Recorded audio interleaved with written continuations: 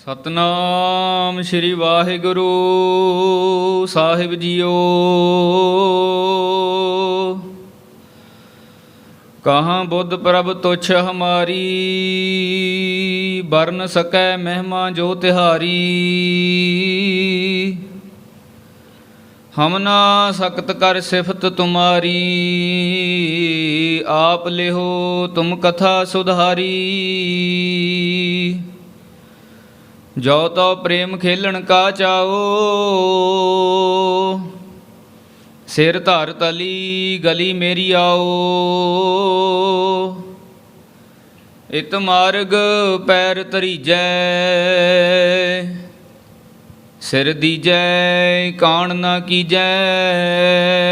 ਏਕ ਓੰਕਾਰ ਸਤਿਗੁਰੂ ਤੇ ਪ੍ਰਸਾਦ ਸਚ ਹੋਈ। ਵਾਹਿਗੁਰੂ ਜੀ ਕੀ ਫਤਿਹ। ਬਿਘਨ ਬਿਨਾਸਨ ਸੋਈ। ਵਾਹਿਗੁਰੂ ਜੀ ਕੀ ਫਤਿਹ। ਬਿਘਨ ਬਿਨਾਸਨ ਸੋਈ। ਵਾਹਿਗੁਰੂ ਜੀ ਕਾ ਖਾਲਸਾ, ਵਾਹਿਗੁਰੂ ਜੀ ਕੀ ਫਤਿਹ। ਪਰਮ ਸਤਿਕਾਰਯੋਗ ਸਤਿਗੁਰਾਂ ਦੀ ਸਾਜੀ ਤੇ ਨਿਵਾਜੀ ਹੋਈ ਗੁਰੂ ਰੂਪ ਗੁਰੂ ਖਾਲਸਾ ਸਾਧ ਸੰਗਤ ਜੀ, ਆਪ ਸਰਬੱਤ ਸੰਗਤਾਂ ਦੂਰੋਂ ਨੇੜਿਓਂ ਚੱਲ ਕੇ ਮਹਾਂਪੁਰਖਾਂ ਦੇ ਇਸ ਪਾਵਨ ਪਵਿੱਤਰ ਅਸਥਾਨ 'ਤੇ ਸਤਿਗੁਰੂ ਦੀਨ ਦੁਨੀ ਕੇ ਮਾਲਕ ਚਵਰ ਛਤਰ ਤਖਤ 'ਤੇ ਬਿਰਾਜਮਾਨ ਪ੍ਰਤੱਖ ਸਤਿਗੁਰੂ ਰਾਜਾਨ ਰਾਜ ਭਾਨਾਨ ਭਾਨ ਦੇਵਾਨ ਦੇਵ ਉਪਮਾ ਮਹਾਨ ਦੇ ਮਾਲਕ, ਦਸਾਂ ਗੁਰਾਂ ਦੀ ਆਤਮਿਕ ਜੋਤ, ਹਲਤ ਪਲਤ ਕੇ ਰੱਖਿਅਕ ਬਾਣੀ ਕੇ ਬੋਹਿਤ ਕਲਯੁਗ ਕੇ ਜਹਾਜ਼, ਸਾਰੀ ਦੁਨੀਆ ਨੂੰ ਸਾਂਝਾ ਉਪਦੇਸ਼ ਕਰਨ ਵਾਲੇ ਧੰਨ ਧੰਨ ਧੰਨ ਗੁਰਤਾ ਗੱਦੀ 'ਤੇ ਬਿਰਾਜਮਾਨ ਸਾਹਿਬ ਸ਼੍ਰੀ ਗੁਰੂ ਗ੍ਰੰਥ ਸਾਹਿਬ ਜੀ ਮਹਾਰਾਜ ਜੀਆਂ ਦੀ ਪਾਵਨ ਪਵਿੱਤਰ ਸੱਚਖੰਡ ਹਜ਼ੂਰੀ ਵਿਖੇ ਸੱਜ ਕੇ ਰੋਜ਼ ਦੀ ਤਰ੍ਹਾਂ ਸਤਿਗੁਰਾਂ ਦੇ ਚਰਨਾਂ ਵਿੱਚ ਬੈਠ ਕੇ ਆਪਣੀਆਂ ਹਾਜ਼ਰੀਆਂ ਲਵਾ ਕੇ ਕਥਾ ਦੀ ਹਾਜ਼ਰੀ ਭਰ ਰਹੇ ਹੋ। ਪਿਛਲੇ ਪ੍ਰਕਰਣ ਦੇ ਵਿੱਚ ਅਸੀਂ ਇਹ ਵਿਚਾਰ ਸਰਵਣ ਕੀਤੀ, ਸਤਿਗੁਰੂ ਧੰਨ ਗੁਰੂ ਦਸ਼ਮੇਸ਼ ਪਾਤਸ਼ਾਹ ਗੁਰੂ ਗੋਬਿੰਦ ਸਿੰਘ ਸਾਹਿਬ ਜੀ ਮਹਾਰਾਜ ਨੇ ਸ਼੍ਰੀ ਅਨੰਦਪੁਰ ਸਾਹਿਬ ਦਾ ਕਿਲ੍ਹਾ ਤਿਆਗਣ ਤੋਂ ਬਾਅਦ, ਸਰਸਾ ਨਦੀ 'ਤੇ ਵਿਛੋੜਾ ਹੋਣ ਤੋਂ ਬਾਅਦ ਸ਼੍ਰੀ ਚਮਕੌਰ ਸਾਹਿਬ ਦੀ ਗੜੀ ਵਿੱਚ ਆ ਕੇ ਚਰਨ ਪਾਏ ਨੇ। ਉਸ ਕੱਚੀ ਗੜੀ ਨੂੰ ਪਵਿੱਤਰ ਕੀਤਾ ਹੈ। ਗੁਰੂ ਸਾਹਿਬ ਜੀ ਮਹਾਰਾਜ ਦੀ ਵਿਉਂਤਬੰਦੀ ਦੇ ਅਨੁਸਾਰ ਜੰਗ ਚੱਲ ਰਿਹਾ ਹੈ। ਲੱਖਾਂ ਦੀ ਤਾਦਾਦ ਦੇ ਵਿੱਚ ਆ ਕੇ ਘੇਰਾ ਪਿਆ ਹੋਇਆ ਹੈ। ਕੁਝ ਸਿੰਘ ਸ਼ਹੀਦੀਆਂ ਪਾ ਗਏ ਹਨ ਅਤੇ ਕੁਝ ਪਾਉਣ ਵਾਸਤੇ ਤਿਆਰ ਨੇ। ਉੱਧਰੋਂ ਮੁਗਲ ਫੌਜਾਂ ਵੀ ਆਪਣੀ ਵਿਉਂਤਬੰਦੀ ਕਰਕੇ ਵੱਖੋ ਵੱਖਰੇ ਤਰੀਕਿਆਂ ਨਾਲ ਹਮਲਾ ਕਰ ਰਹੇ ਨੇ। ਗੁਰੂ ਸਾਹਿਬ ਜੀ ਮਹਾਰਾਜ ਨੇ ਬੜੀ ਵਿਉਂਤਬੰਦੀ ਦੇ ਨਾਲ ਛੱਤ ਦੇ ਉੱਪਰ ਵੀ ਸਿੰਘਾਂ ਨੂੰ ਪਹਿਰੇ 'ਤੇ ਲਾਇਆ ਹੋਇਆ ਹੈ। ਦਰਵਾਜ਼ੇ 'ਤੇ ਵੀ ਸਿੰਘ ਖੜ੍ਹੇ ਨੇ, ਆਲੇ ਦੁਆਲੇ ਅਟਾਰੀਆਂ ਦੇ ਵਿੱਚ ਵੀ ਸਿੰਘ ਪਹਿਰੇਦਾਰੀ ਕਰ ਰਹੇ ਨੇ। ਗੁਰੂ ਸਾਹਿਬ ਜੀ ਮਹਾਰਾਜ ਆਪ ਵੀ ਕਦੇ ਅਟਾਰੀ 'ਤੇ ਉੱਪਰ ਜਾ ਕੇ ਸਿੰਘਾਂ ਦਾ ਯੁੱਧ ਵੇਖਦੇ ਨੇ, ਕਦੇ ਫੇਰ ਹੇਠਾਂ ਆ ਕੇ ਸਿੰਘਾਂ ਦੇ ਨਾਲ ਵਿਉਂਤਬੰਦੀ ਕਰਦੇ ਨੇ। ਇਸ ਤਰ੍ਹਾਂ ਦੇ ਨਾਲ ਸ੍ਰੀ ਚਮਕੌਰ ਸਾਹਿਬ ਦਾ ਜੰਗ ਹੋ ਰਿਹਾ ਹੈ। ਜਿਹੜੇ ਸਿੰਘ ਗੁਰੂ ਸਾਹਿਬ ਜੀ ਮਹਾਰਾਜ ਨੇ ਦਰਵਾਜ਼ੇ 'ਤੇ ਖੜਾਏ ਸੀ, ਭਾਈ ਕੋਠਾ ਸਿੰਘ ਅਤੇ ਭਾਈ ਮਦਨ ਸਿੰਘ, ਕਿਉਂਕਿ ਵੈਰੀ ਦਲ ਅਜੇ ਦੂਰ ਸੀ, ਇਹ ਕੋਈ ਟਾਵੀਂ ਟਾਵੀਂ ਗੋਲੀ ਚਲਾਉਂਦੇ ਨੇ, ਕਦੇ ਕਦੇ ਤੀਰ ਚਲਾ ਦਿੰਦੇ ਨੇ। ਜਦੋਂ ਕਿ ਨੇੜੇ ਆਉਂਦਾ ਉਹਨੂੰ ਝਟਕ ਦਿੰਦੇ ਨੇ, ਜਿਹੜਾ ਨੇੜੇ ਦਿਸਦਾ ਉਹਨੂੰ ਗੋਲੀ ਮਾਰ ਦਿੰਦੇ ਨੇ। ਚਮਕੌਰ ਦੀ ਗੜੀ ਦੇ ਲਾਗੇ ਛਾਗੇ ਕਿਸੇ ਨੂੰ ਲੱਗਣ ਨਹੀਂ ਦੇ ਰਹੇ। ਥੋੜ੍ਹਾ ਜਿਹਾ ਸਰੀਰ ਜ਼ਖਮੀ ਹੋ ਗਿਆ ਭਾਈ ਕੋਠਾ ਸਿੰਘ ਅਤੇ ਮਦਨ ਸਿੰਘ ਦਾ। ਜਾ ਕੇ ਗੁਰੂ ਸਾਹਿਬ ਜੀ ਮਹਾਰਾਜ ਨੂੰ ਅੰਦਰ ਗੜੀ ਦੇ ਵਿੱਚ ਬੇਨਤੀ ਕੀਤੀ, ਸੱਚੇ ਪਾਤਸ਼ਾਹ ਅਸੀਂ ਹੁਣ ਇਸ ਸਰੀਰ ਨੂੰ ਰੱਖਣਾ ਨਹੀਂ ਚਾਹੁੰਦੇ, ਕਿਉਂਕਿ ਜ਼ਖਮੀ ਤਾਂ ਹੋ ਹੀ ਗਿਆ ਹੈ। ਕਿੱਥੇ ਇਹ ਉਡੀਕ ਕੀਤੀ ਜਾਵੇਗੀ ਕਿ ਕਦੋਂ ਜ਼ਖਮ ਠੀਕ ਹੋਣਗੇ, ਕਦੋਂ ਜ਼ਖਮ ਭਰਨਗੇ। ਸੱਚੇ ਪਾਤਸ਼ਾਹ ਹੁਣ ਸਰੀਰ ਨੂੰ ਫੱਟ ਲੱਗੇ ਨੇ, ਚੰਗੀ ਤਰ੍ਹਾਂ ਫੱਟ ਲਾਉਣੇ ਚਾਹੁੰਦੇ ਆ। ਅਸੀਂ ਵੈਰੀ ਨਾਲ ਦੋ ਦੋ ਹੱਥ ਕਰਕੇ ਇਹਨਾਂ ਨੂੰ ਸਬਕ ਸਿਖਾ ਕੇ ਇਹਨਾਂ ਦਾ ਨਾਸ਼ ਕਰਕੇ ਸੱਚਖੰਡ ਪਿਆਨਾ ਕਰਨਾ ਚਾਹੁੰਦੇ ਆ। ਗੁਰੂ ਸਾਹਿਬ ਜੀ ਮਹਾਰਾਜ ਦੀ ਆਗਿਆ ਹੋਈ, ਸਿੰਘਾਂ ਨੇ ਆਪਣੇ ਜੌਹਰ ਵਿਖਾਏ, ਜਾ ਕੇ ਤਰਥੱਲੀ ਮਚਾ ਦਿੱਤੀ। ਗੁਰੂ ਸਾਹਿਬ ਜੀ ਮਹਾਰਾਜ ਨੇ ਆਪਣਾ ਓਜ, ਆਪਣਾ ਤੇਜ ਬਖਸ਼ਿਸ਼ ਕੀਤਾ। ਉਸ ਤੋਂ ਬਾਅਦ ਇਹਨਾਂ ਦੀ ਲੜਾਈ, ਇਹਨਾਂ ਦਾ ਜੰਗ ਵੇਖ ਕੇ ਭਾਈ ਦਾਨ ਸਿੰਘ, ਭਾਈ ਖਜਾਨ ਸਿੰਘ, ਭਾਈ ਧਿਆਨ ਸਿੰਘ, ਇਹਨਾਂ ਦੇ ਮਨ ਵਿੱਚ ਉਤਸ਼ਾਹ ਪੈਦਾ ਹੋ ਗਿਆ, ਵੀਰ ਰਸ ਪੈਦਾ ਹੋ ਗਿਆ ਕਿ ਮਹਾਰਾਜ ਜੀ ਹੁਣ ਅਸੀਂ ਜਾਣਾ ਚਾਹੁੰਦੇ ਹਾਂ, ਸਾਨੂੰ ਆਗਿਆ ਦਿਓ। ਫਿਰ ਮਹਾਰਾਜ ਨੇ ਉਹ ਤਿੰਨ ਸਿੰਘਾਂ ਨੂੰ ਵੀ ਆਗਿਆ ਦਿੱਤੀ, ਇਹ ਵੀ ਚਲੇ ਗਏ। ਜਿੰਨੀ ਕੁ ਹਿੰਮਤ ਸੀ, ਕਿਉਂਕਿ ਢਿੱਡੋਂ ਤਾਂ ਭੁੱਖੇ ਸੀ ਸਾਧ ਸੰਗਤ ਜੀ ਕਈ ਮਹੀਨਿਆਂ ਤੋਂ, ਪਰ ਗੁਰੂ ਸਾਹਿਬ ਜੀ ਮਹਾਰਾਜ ਦੀ ਐਸੀ ਕਿਰਪਾ, ਐਸੀ ਰਹਿਮਤ ਬਖਸ਼ਿਸ਼ ਹੋਈ, ਆਪਣੇ ਤੋਂ ਜ਼ਿਆਦਾ ਜਿੰਨਾ ਸਰੀਰ ਦੇ ਵਿੱਚ ਬਲ ਸੀ 10 ਗੁਣਾ ਉਸ ਨੂੰ ਵਧਾ ਕੇ ਸਿੰਘਾਂ ਨੇ ਜੂਝਣਾ ਕੀਤਾ, ਲੜਾਈ ਕੀਤੀ, ਜੰਗ ਕੀਤਾ। ਉਸ ਤੋਂ ਬਾਅਦ ਭਾਈ ਮੋਹਕਮ ਸਿੰਘ ਜੀ ਜਿਹੜੇ 5 ਪਿਆਰਿਆਂ ਦੇ ਵਿੱਚੋਂ ਚੌਥੇ ਨੰਬਰ 'ਤੇ, ਉਹਨਾਂ ਨੇ ਬੇਨਤੀ ਕੀਤੀ, ਮਹਾਰਾਜ ਸੱਚੇ ਪਾਤਸ਼ਾਹ ਮੈਂ ਸਿਰਫ ਇਕੱਲਾ ਹੀ ਜਾਣਾ ਚਾਹੁੰਦਾ, ਮੈਂ ਇਕੱਲੇ ਨੇ ਹੀ ਇਹਨਾਂ ਵੈਰੀਆਂ ਨਾਲ ਦੋ ਦੋ ਹੱਥ ਕਰਨੇ ਨੇ। ਗੁਰੂ ਸਾਹਿਬ ਜੀ ਮਹਾਰਾਜ ਨੇ ਥਾਪੜਾ ਦਿੱਤਾ। ਭਾਈ ਮੋਹਕਮ ਸਿੰਘ ਜੀ ਗਏ, ਜਾਣਸਾਰ ਐਸਾ ਸਾਧ ਸੰਗਤ ਜੀ ਵੈਰੀਆਂ ਨੂੰ ਭਾਜੜ ਪਾ ਦਿੱਤੀ। ਖਵਾਜਾ ਮਰਦੂਦ ਨੂੰ ਵੀ ਇਹ ਗੱਲ ਕਹਿਣੀ ਪੈ ਗਈ, ਆਪਣੇ ਸੂਬੇਦਾਰਾਂ ਨੂੰ ਬੁਲਾ ਕੇ ਕਹਿਣ ਲੱਗਿਆ ਕਿ ਉਸ ਗੜੀ ਦੇ ਵਿੱਚੋਂ ਕਦੇ ਇੱਕ ਸਿੰਘ ਬਾਹਰ ਆਉਂਦਾ ਹੈ, ਕਦੇ 2 ਆਉਂਦੇ ਨੇ, ਕਦੇ 3 ਆਉਂਦੇ ਨੇ, ਵੱਧ ਤੋਂ ਵੱਧ 5 ਦਾ ਜਥਾ ਆਉਂਦਾ ਹੈ।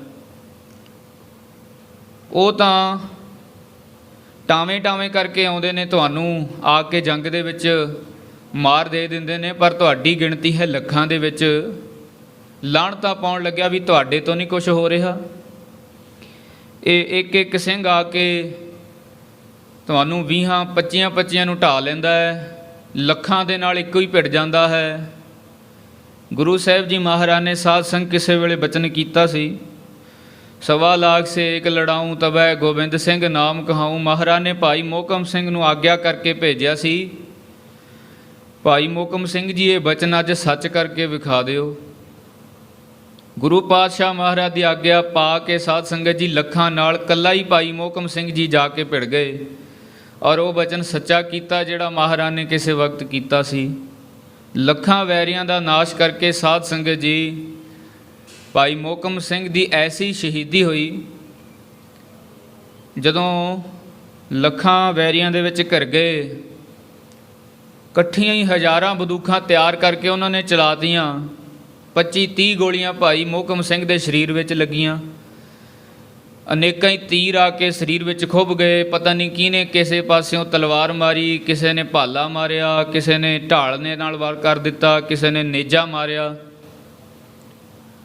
ਬਿਲਕੁਲ ਸਰੀਰ ਨੂੰ ਅਕੜਾ ਕੇ ਭਾਈ ਮੋਹਕਮ ਸਿੰਘ ਜੀ ਖੜ੍ਹੇ ਨੇ, ਪਰ ਐਸਾ ਬਲ, ਐਸਾ ਵੀਰ ਰਸ ਧਾਰਨ ਕੀਤਾ, ਇੱਕ ਵੀ ਪੈਰ ਪਿੱਛੇ ਨਹੀਂ ਕੀਤਾ। ਜਿਸ ਤਰ੍ਹਾਂ ਡੰਡੇ ਨੂੰ ਖੜਾ ਕਰਕੇ ਸਿੱਟ ਦਈਏ ਸਾਧ ਸੰਗਤ, ਇੱਕ ਵੀ ਪੈਰ ਪਿੱਛੇ ਨਾ ਕੀਤਾ। ਗੁਰੂ ਸਾਹਿਬ ਜੀ ਵੱਲ ਮੁੱਖ ਕਰਕੇ ਉਸ ਤਰ੍ਹਾਂ ਸਿੱਧੇ ਡੰਡੌਤ ਡਿੱਗ ਪਏ। ਐਸੀ ਸ਼ਹੀਦੀ ਭਾਈ ਮੋਹਕਮ ਸਿੰਘ ਜੀ ਦੀ ਹੋਈ। ਉਸ ਤੋਂ ਬਾਅਦ ਗੁਰੂ ਸਾਹਿਬ ਜੀ ਮਹਾਰਾਜ ਨੇ ਅਤਿਅੰਤ ਪ੍ਰਸੰਨ ਹੋ ਕੇ ਬੜੀ ਸ਼ਲਾਘਾ ਕੀਤੀ ਇਹਨਾਂ ਸਿੰਘਾਂ ਦੀ ਜੰਗ ਦੀ। ਫਿਰ ਸਾਧ ਸੰਗਤ ਕਈ ਸਿੰਘ ਹੋਰ ਬੇਨਤੀ ਕਰਨ ਲੱਗੇ। ਫਿਰ 2 ਗੁਰੂ ਕੇ ਪਿਆਰਿਆਂ ਨੇ ਬੇਨਤੀ ਕੀਤੀ, ਭਾਈ ਹਿੰਮਤ ਸਿੰਘ ਤੇ ਭਾਈ ਸਾਹਿਬ ਸਿੰਘ ਜੀ, ਜਿਹੜੇ 50 ਪਿਆਰਿਆਂ ਵਿੱਚੋਂ ਸਨ। ਕਹਿੰਦੇ ਮਹਾਰਾਜ ਸੱਚੇ ਪਾਤਸ਼ਾਹ ਹੁਣ ਅਸੀਂ ਜਾਣਾ ਚਾਹੁੰਦੇ ਹਾਂ। ਇਹਨਾਂ ਨੂੰ ਵੀ ਥਾਪੜਾ ਦੇ ਕੇ ਮਹਾਰਾਜ ਨੇ ਭੇਜਿਆ। ਬੜੀ ਬਿਉਂਤਬੰਦੀ ਨਾਲ ਇਹਨਾਂ ਨੇ ਵੀ ਜੰਗ ਕੀਤਾ। ਸਾਧ ਸੰਗਤ ਹਜ਼ਾਰਾਂ ਨੂੰ ਮੌਤ ਦੇ ਘਾਟ ਉਤਾਰ ਦਿੱਤਾ, ਲੱਖਾਂ ਦੇ ਨਾਲ ਭਿੜ ਗਏ। ਫਿਰ ਇਹਨਾਂ ਦੀ ਵੀ ਸਾਧ ਸੰਗਤ ਜੀ ਬਹੁਤ ਲਾਸਾਨੀ ਸ਼ਹੀਦੀ ਹੋਈ। ਗੁਰੂ ਸਾਹਿਬ ਜੀ ਮਹਾਰਾਜ ਬੜੇ ਪ੍ਰਸੰਨ ਹੋਏ। ਫਿਰ ਸਾਧ ਸੰਗਤ ਜੀ ਭਾਈ ਦਇਆ ਸਿੰਘ ਜੀ ਨੇ ਆ ਕੇ ਤੇ ਹੋਰ ਸਿਆਣੇ ਸਿੰਘਾਂ ਨੇ ਆ ਕੇ ਗੁਰੂ ਚਰਨਾਂ 'ਚ ਬੇਨਤੀ ਕੀਤੀ, ਸੱਚੇ ਪਾਤਸ਼ਾਹ ਜੀ ਅੱਧੇ ਕੁ ਸਿੰਘ ਸ਼ਹੀਦ ਹੋ ਚੁੱਕੇ ਨੇ ਤੇ ਅੱਧੇ ਸ਼ਹੀਦ ਹੋਣ ਵਾਸਤੇ ਤਿਆਰ ਨੇ, ਪਰ ਸਾਡੀ ਤੁਹਾਡੇ ਚਰਨਾਂ ਵਿੱਚ ਬੇਨਤੀ ਇਹ ਹੈ ਵੀ ਤੁਸੀਂ ਆਪਣੇ ਸਰੀਰ ਦਾ ਬਚਾਅ ਕਰੋ। ਤੁਸੀਂ ਕਿਰਪਾ ਕਰੋ, ਸਾਡੀ ਬੇਨਤੀ ਨੂੰ ਪ੍ਰਵਾਨ ਕਰੋ, ਇਸ ਗੜੀ ਦੇ ਵਿੱਚੋਂ ਚਲੇ ਜਾਓ, ਜੰਗ ਤੋਂ ਕਿਨਾਰਾ ਕਰ ਦਿਓ। ਬੇਨਤੀ ਇਹ ਹੈ ਸੱਚੇ ਪਾਤਸ਼ਾਹ, ਸਾਡੇ ਵਰਗੇ ਗਰੀਬ ਗੁਰਸਿੱਖਾਂ ਨੂੰ ਤੁਹਾਡੇ ਵਰਗਾ ਗੁਰੂ ਨਹੀਂ ਲੱਭਣਾ ਹੈ, ਪਰ ਤੁਸੀਂ ਜੇ ਚਲੇ ਜਾਓਗੇ ਸਾਡੇ ਵਰਗੇ ਅਨੇਕਾਂ ਗੁਰਸਿੱਖ ਤਿਆਰ ਕਰ ਲਵੋਗੇ। ਇਸ ਕਰਕੇ ਬੇਨਤੀ ਹੈ ਕਿ ਆਪ ਜੀ ਕਰੋ ਕਿਰਪਾ, ਇਸ ਜੰਗ ਤੋਂ ਕਿਨਾਰਾ ਕਰ ਜਾਓ। ਗੁਰੂ ਸਾਹਿਬ ਜੀ ਮਹਾਰਾਜ ਸਾਧ ਸੰਗਤ ਭਾਈ ਦਇਆ ਸਿੰਘ ਤੇ ਹੋਰ ਸਿਆਣੇ ਜਿਹੜੇ ਗੁਰਸਿੱਖ ਸੀ ਨਾ, ਉਹਨਾਂ ਦੀ ਗੱਲ ਸੁਣ ਕੇ ਬੜੇ ਮੁਸਕਰਾਏ। ਸਿੰਘੋ, ਤੁਸੀਂ ਇਹ ਚਾਹੁੰਦੇ ਹੋ ਵੀ ਅਸੀਂ ਚਮਕੌਰ ਦੀ ਗੜੀ ਛੱਡ ਕੇ ਚਲੇ ਜਾਈਏ? ਹਾਂ ਸੱਚੇ ਪਾਤਸ਼ਾਹ, ਸਾਰੇ ਸਿੰਘਾਂ ਦੀ ਇਹੋ ਹੀ ਸਲਾਹ ਹੈ ਤੇ ਇਹੋ ਹੀ ਤੁਹਾਡੇ ਚਰਨਾਂ ਵਿੱਚ ਬੇਨਤੀ ਹੈ। ਕਿਰਪਾ ਕਰੋ ਆਪ ਜੀ ਇਸ ਗੜੀ ਨੂੰ ਛੱਡ ਕੇ ਚਲੇ ਜਾਓ। ਗੁਰੂ ਸਾਹਿਬ ਜੀ ਮਹਾਰਾਜ ਅਜੇ ਗੜੀ ਦੇ ਵਿੱਚ ਹੀ ਨੇ। ਗੁਰੂ ਸਾਹਿਬ ਜੀ ਮਹਾਰਾਜ ਨੇ ਬਹੁਤਾ ਸਿੰਘਾਂ ਦੀ ਬੇਨਤੀ ਦਾ ਖਿਆਲ ਨਹੀਂ ਅਜੇ ਕੀਤਾ। ਜਦ ਨੂੰ ਫਿਰ ਹੋਰ ਸਿੰਘਾਂ ਨੇ ਸਾਧ ਸੰਗਤ ਜੀ ਆ ਕੇ ਗੁਰੂ ਸਾਹਿਬ ਜੀ ਮਹਾਰਾਜ ਦੇ ਚਰਨਾਂ ਦੇ ਵਿੱਚ ਬੇਨਤੀ ਕੀਤੀ, ਸੱਚੇ ਪਾਤਸ਼ਾਹ ਮਹਾਰਾਜ ਜੀ ਅਸੀਂ ਜੂਝਣਾ ਚਾਹੁੰਦੇ ਹਾਂ। ਇੰਨੇ ਸਮੇਂ ਨੂੰ ਸਾਧ ਸੰਗਤ ਜਿਹੜੀ ਮੁਗਲਾਂ ਦੀ ਫੌਜ ਸੀ ਨਾ, ਉਹ ਗੜੀ ਦੇ ਦਰਵਾਜ਼ੇ ਤੱਕ ਪਹੁੰਚ ਚੁੱਕੀ ਸੀ। ਜਿਹੜਾ ਇੱਥੋਂ ਤੱਕ ਪ੍ਰਸੰਗ ਹੈ ਉਹ ਆਪਾਂ ਕੱਲ੍ਹ ਦੇ ਦੀਵਾਨ ਦੇ ਵਿੱਚ ਸਰਵਣ ਕੀਤਾ। ਅੱਗੇ ਜਿਸ ਪ੍ਰਕਾਰ ਕਵੀ ਚੂੜਾਮਣੀ ਭਾਈ ਸਾਹਿਬ ਭਾਈ ਸੰਤੋਖ ਸਿੰਘ ਜੀ ਗ੍ਰੰਥ ਕਰਤਾ ਬਚਨ ਕਰਦੇ ਹਨ, ਪ੍ਰੇਮ ਦੇ ਨਾਲ ਸਰਵਣ ਕਰੋ ਅਤੇ ਗੁਰੂ ਚਰਨਾਂ ਵਿੱਚ ਹਾਜ਼ਰੀ ਲਵਾਉਣ ਲਈ ਆਖੋ ਜੀ, ਸਤਨਾਮ ਸ਼੍ਰੀ ਵਾਹਿਗੁਰੂ ਜੀ। ਸਤਨਾਮ ਸ਼੍ਰੀ ਵਾਹਿਗੁਰੂ ਜੀ। ਹੇਲ ਕੋ ਮੇਲਤ ਨੀਰ ਕਰਿਓ ਰਿਪ। ਜਿਹੜੇ ਸਾਧ ਸੰਗਤ ਜੀ ਮੁਗਲਾਂ ਦੀ ਫੌਜਾਂ ਦੇ ਵਿੱਚੋਂ ਸਿਪਾਹੀ ਸਨ, ਹੱਲਾ ਕਰਕੇ ਨੇੜੇ ਆ ਚੁੱਕੇ ਸਨ। ਔਰ ਕੀ ਠੌਰ ਕੋ ਜੀ ਗਨ ਆਈ। ਹੁਣ ਕਈ ਐਸੇ ਸੀ ਸਾਧ ਸੰਗਤ ਆਪਣੇ ਆਪ ਨੂੰ ਜ਼ਿਆਦਾ ਸੂਰਬੀਰ ਸਮਝਣ ਵਾਲੇ, ਉਹ ਚਮਕੌਰ ਗੜੀ ਦੇ ਦਰਵਾਜ਼ੇ ਦੇ ਬਿਲਕੁਲ ਨੇੜੇ ਪਾਸ ਪਹੁੰਚ ਗਏ ਹਨ ਜੀ। ਕਾਢ ਕਿਰਪਾਨ ਪਰੀ ਤਬ ਸਿੰਘ। ਅਜੇ ਸਿੰਘ ਮਹਾਰਾਜ ਨਾਲ ਅੰਦਰ ਬਚਨ ਨਹੀਂ ਕਰ ਰਹੇ ਨੇ, ਇਹ ਦਰਵਾਜ਼ੇ ਕੋਲ ਪਹੁੰਚ ਗਏ। ਉਸੇ ਸਮੇਂ ਸਿੰਘਾਂ ਨੂੰ ਪੈਰਾਂ ਦੀ ਆਵਾਜ਼ ਤੋਂ ਪਤਾ ਲੱਗਿਆ। ਉਸੇ ਸਮੇਂ ਸਿੰਘਾਂ ਨੇ ਆਪਣੇ ਗਾਤਰੇ ਪਾਈਆਂ ਹੋਈਆਂ ਜਿਹੜੀਆਂ ਕਿਰਪਾਨਾਂ ਸੀ ਧੂ ਕੇ ਦਰਵਾਜ਼ੇ ਵੱਲ ਭੱਜ ਲਏ ਹਨ। ਤਛਾ ਮੁੱਛ ਕੈ ਪੁੰਨਾ ਦੂਰ ਹਟਾਈ। ਐਸੀ ਤਛਾ ਮੁੱਛ ਕੀਤੀ, ਤੜਾ ਭਿੜੀ ਹੋ ਗਈ ਸਾਧ ਸੰਗਤ ਜੀ। ਕਈ ਸਿੰਘ ਹੱਥੋਂ ਹੱਥੀ ਹੋ ਗਏ। ਕਈ ਸਿੰਘਾਂ ਨੇ ਫਿਰ ਤਲਵਾਰਾਂ ਫੜੀਆਂ ਹੋਈਆਂ ਸੀ, ਉਹਨਾਂ ਨੇ ਉਹ ਵਾਹ ਦਿੱਤੀਆਂ। ਜਿਹੜੇ ਵੀ ਅੰਦਰ ਆਉਣਾ ਚਾਹੁੰਦੇ ਸੀ ਜਾਂ ਨੇੜੇ ਹੋਏ ਹੋਏ ਸਨ ਨਾ, ਤਛਾ ਮੁੱਛ ਕਰਕੇ ਸਿੰਘਾਂ ਨੇ ਗੜੀ ਦੇ ਦਰਵਾਜ਼ੇ ਤੋਂ ਬਾਹਰ ਆ ਕੇ ਦੂਰ ਹਟਾ ਦਿੱਤੇ ਹਨ। ਆਂਦਤ ਜਾਤ ਪਹੁੰਚ ਕੇ ਬਾਹਰ। ਫਿਰ ਸਾਧ ਸੰਗਤ ਜੀ ਕਈ ਸਿੰਘਾਂ ਨੇ ਤਾਂ ਐਸਾ ਜ਼ੋਰ ਮਹਾਰਾਜ ਨੇ ਬਖਸ਼ਿਸ਼ ਕੀਤੀ, ਉਹਨਾਂ ਮੁਗਲਾਂ ਨੂੰ ਗਰਦਨਾਂ ਤੋਂ ਫੜ ਫੜ ਕੇ ਚੁੱਕ ਚੁੱਕ ਕੇ ਧਰਤੀ ਤੇ ਮਾਰਿਆ ਹੈ। ਵੀਰ ਸ਼ਰੀਰ ਕੋ ਦੇਤ ਗਿਰਾਈ। ਵੀਰ ਸਰੀਰ ਕੋ ਦੇਤ ਗਿਰਾਏ। ਜਿਹੜੇ ਵੀਰ ਪਹੁੰਚੇ ਸਨ ਨਾ, ਵੀਰ ਭਾਵ ਕੇ ਉਹ ਸਿਪਾਹੀ, ਉਹਨਾਂ ਨੂੰ ਸਿੰਘਾਂ ਨੇ ਹੱਥਾਂ ਨਾਲ ਫੜ ਕੇ ਹੀ ਹੇਠਾਂ ਸੁੱਟ ਲਿਆ ਹੈ। ਹੋਤ ਕਰੋ ਅਰ ਜੋ ਅਰ ਕੈ। ਹੁਣ ਕਈ ਐਸੇ ਸੀ ਸਾਧ ਸੰਗਤ ਜੀ ਅੜਕੇ ਵਿਖਾਉਂਦੇ ਸੀ ਸਿੰਘਾਂ ਦੇ ਅੱਗੇ ਵੀ ਅਸੀਂ ਤੁਹਾਨੂੰ ਮਾਰ ਲਵਾਂਗੇ। ਜਿਹੜੇ ਐਸੇ ਖੜ ਕੇ ਅੜਨ ਵਾਲੇ ਸਨ, ਨਹਿ ਜੀਵਤ ਮਾਤ ਮਨੋ ਨਹਿ ਜਾਈ। ਉਹਨਾਂ ਦੀ ਜਿਹੜੇ ਅੜਨ ਵਾਲੇ ਸੀ ਨਾ, ਸਿੰਘਾਂ ਨੇ ਐਸੀ ਹਾਲਤ ਕਰਕੇ ਉਹਨਾਂ ਨੂੰ ਮਾਰਿਆ ਵੀ ਮਾਨੋ ਉਹਨਾਂ ਦੀ ਮਾਂ ਨੇ ਉਹਨਾਂ ਨੂੰ ਜੰਮਿਆ ਹੀ ਨਾ ਹੋਵੇ। ਇੰਨੀ ਛੇਤੀ ਸਾਧ ਸੰਗਤ ਖਤਮ ਕਰ ਦਿੱਤੇ, ਖੁਰਾ ਖੋਜ ਉਹਨਾਂ ਦਾ ਮਿਟਾ ਦਿੱਤਾ ਵੀ ਐਸਾ ਭਾਸ ਰਿਹਾ ਵੀ ਕਦੇ ਇਹ ਤਾਂ ਜੰਮੇ ਹੀ ਨਹੀਂ ਸਨ। ਕਿਆ ਬਰਨੋ ਰਨ ਕੋ ਤਿੰਨ ਸਿੰਘਨ। ਕਵੀ ਜੀ ਕਹਿੰਦੇ ਨੇ ਉਹਨਾਂ ਸਿੰਘਾਂ ਦੇ ਜੰਗ ਨੂੰ ਮੈਂ ਕੀ ਵਰਣਨ ਕਰਾਂ ਜਿਨ੍ਹਾਂ ਨੇ ਐਸਾ ਜੰਗ ਕੀਤਾ। ਸਿੰਘਨ ਜਿਉ ਭਵਕਾਰ ਪਰੀ। ਕਹਿੰਦੇ ਜਿਵੇਂ ਜੰਗਲ ਦੇ ਵਿੱਚ ਜਿਹੜਾ ਕਿਹਰੀ ਸ਼ੇਰ ਹੈ ਨਾ, ਬੜੀ ਸਦਭਾਵਨਾ ਦੇ ਨਾਲ ਬੇਡਰ ਹੋ ਕੇ ਤੁਰਦਾ ਹੈ, ਕਿਸੇ ਦਾ ਭੈ ਨਹੀਂ ਹੁੰਦਾ ਹੈ, ਉਸੇ ਤਰ੍ਹਾਂ ਭਵਕ ਕੇ ਸਿੰਘ ਇਹਨਾਂ ਦੇ ਉੱਤੇ ਆ ਕੇ ਪੈ ਗਏ ਹਨ। ਸੈਂਕਰ ਛਤਰਨ ਕੋ ਤਨ ਗਾਰ। ਸੈਂਕੜੇ ਹੀ ਸ਼ਤਰੂਆਂ ਦੇ ਸਾਧ ਸੰਗਤ ਤਨਾਂ ਨੂੰ ਮਾਨੋ ਸਿੰਘਾਂ ਨੇ ਗਾਲ ਦਿੱਤਾ ਹੈ। ਮਿਲੇ ਚਹੂ ਔਰਤੀ ਬੀਚ ਕਿਰੀ। ਉਹ ਫਿਰ ਸਾਧ ਸੰਗਤ ਜਿਹੜੇ ਇਹ ਸਿੰਘ ਗੜੀ ਦੇ ਦਰਵਾਜ਼ੇ ਤੋਂ ਬਾਹਰ ਆਏ ਸੀ ਨਾ, ਕੁਝ ਕੁ ਗਿਣਤੀ ਦੇ ਵਿੱਚ, ਕਿਉਂਕਿ ਇਹ ਗਿਣਤੀ ਤੋਂ ਬਾਹਰ ਸੀ, ਜਦੋਂ ਇੱਕੋ ਲਗਤ ਹੱਲਾ ਹੋ ਗਿਆ ਸੀ ਫਿਰ ਉਦੋਂ ਸਿੰਘਾਂ ਨੇ ਗਿਣਤੀ ਦੇ ਮੁਤਾਬਕ ਬਾਹਰ ਨਹੀਂ ਸੀ ਆਉਣਾ ਕੀਤਾ। ਜਿਹੜੇ ਨੇੜੇ ਪਹੁੰਚੇ ਸੀ ਫਿਰ ਬਿਨਾਂ ਗਿਣਤੀ ਤੋਂ ਹੀ ਜਿਹੜੇ ਅੱਗੇ ਮਹਾਰਾਜ ਦੇ ਕੋਲ ਸਿੰਘ ਖੜੇ ਸੀ ਨਾ, ਉਹਨਾਂ ਦੀ ਗਿਣਤੀ ਤਕਰੀਬਨ 5 ਜਾਂ 7-8 ਸਿੰਘ ਹੋਵੇਗੀ। ਉਹ ਸਿੰਘ ਬਿਨਾਂ ਗਿਣਤੀ ਤੋਂ ਬਾਹਰ ਆ ਗਏ ਸੀ। ਫਿਰ ਉਹ ਜਦੋਂ ਸਿੰਘਾਂ ਨੇ ਦੂਰ ਹਟਾ ਦਿੱਤੇ ਪਰ ਆਪ ਵਿੱਚ ਪ੍ਰਵੇਸ਼ ਹੋ ਗਏ ਫੌਜ ਦੇ, ਫਿਰ ਉਹਨਾਂ ਨੂੰ ਮੁਗਲ ਫੌਜ ਨੇ ਘੇਰ ਲਿਆ ਹੈ। ਏਕਨ ਕੋ ਝਜਕੈ ਉਜਕੈ। ਤੇ ਕਈਆਂ ਨੂੰ ਤਾਂ ਸਾਧ ਸੰਗ ਝੱਜਕੈ ਉਜਕੈ ਸਿੰਘ ਡੌਲਿਆਂ ਤੋਂ ਫੜ ਕੇ ਝਟਕ ਦਿੰਦੇ ਨੇ, ਕਈਆਂ ਨੂੰ ਸਾਧ ਸੰਗਤ ਸਿੰਘ ਤਲਵਾਰਾਂ ਦੇ ਨਾਲ ਝਟਕ ਰਹੇ ਨੇ, ਕਈਆਂ ਨੂੰ ਫਿਰ ਹੱਥਾਂ ਦੇ ਨਾਲ ਹੀ ਝਟਕ ਕੇ ਥੱਲੇ ਸੁੱਟ ਦਿੰਦੇ ਹਨ। ਹਰ ਏਕਨ ਕੇ ਹੱਥ ਪ੍ਰਾਨ ਹਰੀ। ਔਰ ਫਿਰ ਸਾਧ ਸੰਗਤ ਕਈਆਂ ਨੇ ਗਲ ਘੁੱਟ ਕੇ ਹੀ ਸਿੰਘਾਂ ਨੇ ਉਹਨਾਂ ਨੂੰ ਮੌਤ ਦੇ ਘਾਟ ਉਤਾਰ ਦਿੱਤਾ ਹੈ। ਸ੍ਰੀ ਗੁਰ ਕੋ ਨਿਜ ਓਜ ਲਖਾਈ। ਗੁਰੂ ਸਾਹਿਬ ਜੀ ਮਹਾਰਾਜ ਨੂੰ ਮਾਨੋ ਆਪਣਾ ਜ਼ੋਰ ਦਿਖਾ ਰਹੇ ਨੇ ਸਿੰਘ। ਦੇਖੋ 6-7 ਮਹੀਨਿਆਂ ਦੇ ਭੁੱਖੇ ਹੋਣ, ਛਕਣ ਨੂੰ ਕੁਝ ਵੀ ਮਿਲਿਆ ਨਾ ਹੋਵੇ, ਸਰੀਰ ਦੇ ਵਿੱਚ ਕੇਵਲ ਹੱਡੀਆਂ ਦੀ ਮੁੱਠ ਰਹਿ ਗਈ ਹੋਵੇ, ਪਰ ਫਿਰ ਵੀ ਐਸਾ ਸਾਧ ਸੰਗਤ ਬਲ, ਐਸਾ ਜੋਸ਼ ਸਿੰਘਾਂ ਦੇ ਅੰਦਰ ਉਤਪੰਨ ਹੋ ਗਿਆ ਹੈ। ਗੁਰੂ ਸਾਹਿਬ ਜੀ ਮਹਾਰਾਜ ਕਿਉਂਕਿ ਸਾਹਮਣੇ ਵੇਖ ਰਹੇ ਸੀ ਸਿੰਘਾਂ ਦਾ ਜੰਗ, ਮਾਨੋ ਸਿੰਘ ਐਸਾ ਜੰਗ ਕਰਕੇ ਆਪਣਾ ਬਲ ਗੁਰੂ ਗੋਬਿੰਦ ਸਿੰਘ ਸਾਹਿਬ ਜੀ ਮਹਾਰਾਜ ਨੂੰ ਸਾਹਮਣੇ ਦਿਖਾ ਰਹੇ ਨੇ। ਲੱਗੇ ਬਹੁ ਕਾਈ ਸੋ ਸ਼ਰਾਨ ਚਰੀ। ਹੁਣ ਸਿੰਘਾਂ ਦੇ ਸਰੀਰ ਤੇ ਵੀ, ਕਿਉਂਕਿ ਸਾਧ ਸੰਗਤ ਜੀ ਜੰਗ ਦੇ ਵਿੱਚ ਇਉਂ ਨਹੀਂ ਹੁੰਦਾ ਵੀ ਜਿਹੜਾ ਇੱਕ ਦੂਸਰੇ ਨੂੰ ਮਾਰ ਰਿਹਾ ਤੇ ਉਹਦੇ ਸਰੀਰ ਤੇ ਫੱਟ ਹੀ ਨਾ ਲੱਗੇ। ਜੇ ਕਿਸੇ ਨੂੰ ਮਾਰ ਰਹੇ ਹਾਂ ਤਾਂ ਆਪਣੇ ਸਰੀਰ ਤੇ ਵੀ ਫੱਟ ਜ਼ਰੂਰ ਲੱਗਦਾ ਹੈ। ਸਿੰਘਾਂ ਦੇ ਸਰੀਰਾਂ ਤੇ ਵੀ ਬੜੇ ਫੱਟ ਲੱਗੇ ਨੇ, ਬੜਾ ਖੂਨ ਸਿੰਘਾਂ ਦਾ ਵੀ ਵਹਿ ਰਿਹਾ ਹੈ। ਸੀਲਨ ਸੰਗਨ ਤੋਮਰ ਤੀਰਨ। ਹੁਣ ਸਾਧ ਸੰਗਤ ਕਿਉਂਕਿ ਉਹਨਾਂ ਦੀ ਗਿਣਤੀ ਸੀ ਬਹੁਤ ਜ਼ਿਆਦਾ, ਕਈਆਂ ਨੇ ਸਿੰਘਾਂ ਦੇ ਨੇਜੇ ਸਰੀਰ ਵਿੱਚ ਗੱਡ ਦਿੱਤੇ ਨੇ, ਕਈਆਂ ਨੇ ਤਲਵਾਰਾਂ ਦੇ ਫੱਟ ਲਾ ਦਿੱਤੇ ਨੇ, ਕਈਆਂ ਨੇ ਭਾਲਿਆਂ ਦੇ ਨਾਲ ਸਿੰਘਾਂ ਦੀਆਂ ਛਾਤੀਆਂ ਤੇ ਵਾਰ ਕੀਤਾ ਹੈ। ਵੇਦ ਲਿਏ ਇੱਕ ਬਾਰ ਹੁਣ ਗਿਰੀ। ਸਾਰਿਆਂ ਨੂੰ ਸਾਧ ਸੰਗਤ ਜੀ ਮਾਨੋ ਉਹਨਾਂ ਮੁਗਲਾਂ ਨੇ ਪਰੋ ਦਿੱਤਾ ਹੈ, ਇੱਕੋ ਵਾਰ ਸਾਰੇ ਸਿੰਘ ਡਿੱਗ ਪਏ ਹਨ। ਪ੍ਰਾਨ ਕੋ ਤਿਆਗਤ ਪ੍ਰੇਮ ਤੀ ਜਾਗਤ। ਪਰ ਦੇਖੋ ਇੱਥੇ ਭਾਈ ਸਾਹਿਬ ਜੀ ਕਿਤਨੀ ਵਧੀਆ, ਕਿਤਨੀ ਸੁਚੱਜੀ ਗੱਲ ਕਰ ਰਹੇ ਹਨ। ਕਹਿੰਦੇ ਸਿੰਘ ਪ੍ਰਾਣ ਤਾਂ ਜ਼ਰੂਰ ਤਿਆਗ ਗਏ, ਪਰ ਪ੍ਰੇਮ ਦੇ ਵੱਲੋਂ ਸਦਾ ਦੇ ਲਈ ਜਾਗਦੇ ਸਨ। ਸਰੀਰ ਕਰਕੇ ਸੌਂ ਗਏ ਨੇ ਤੇ ਗੁਰੂ ਦੇ ਲਈ ਪ੍ਰੇਮ ਦੇ ਵੱਲੋਂ ਜਾਗ ਪਏ ਹਨ। ਵੀਰਤਾ ਭਗਤ ਰੰਗ ਖਰੀ। ਮਾਨੋ ਉਹਨਾਂ ਦੀ ਵੀਰਤਾ ਨੇ ਖਰੀ ਹੋ ਕੇ ਰੰਗ ਵਿਖਾਇਆ ਹੈ ਜੀ। ਮਾਰਨ ਚਾਹਤ ਛਤਰਨ ਗਾਹਤ। ਮਾਨੋ ਸਿੰਘ ਉਹਨਾਂ ਦੇ ਵਿੱਚ ਐਸਾ ਉਤਸ਼ਾਹ ਹੈ, ਸਿੰਘ ਉਹਨਾਂ ਵੈਰੀਆਂ ਨੂੰ ਧਾ ਧਾ ਕੇ ਮਾਰਨਾ ਚਾਹੁੰਦੇ ਹਨ।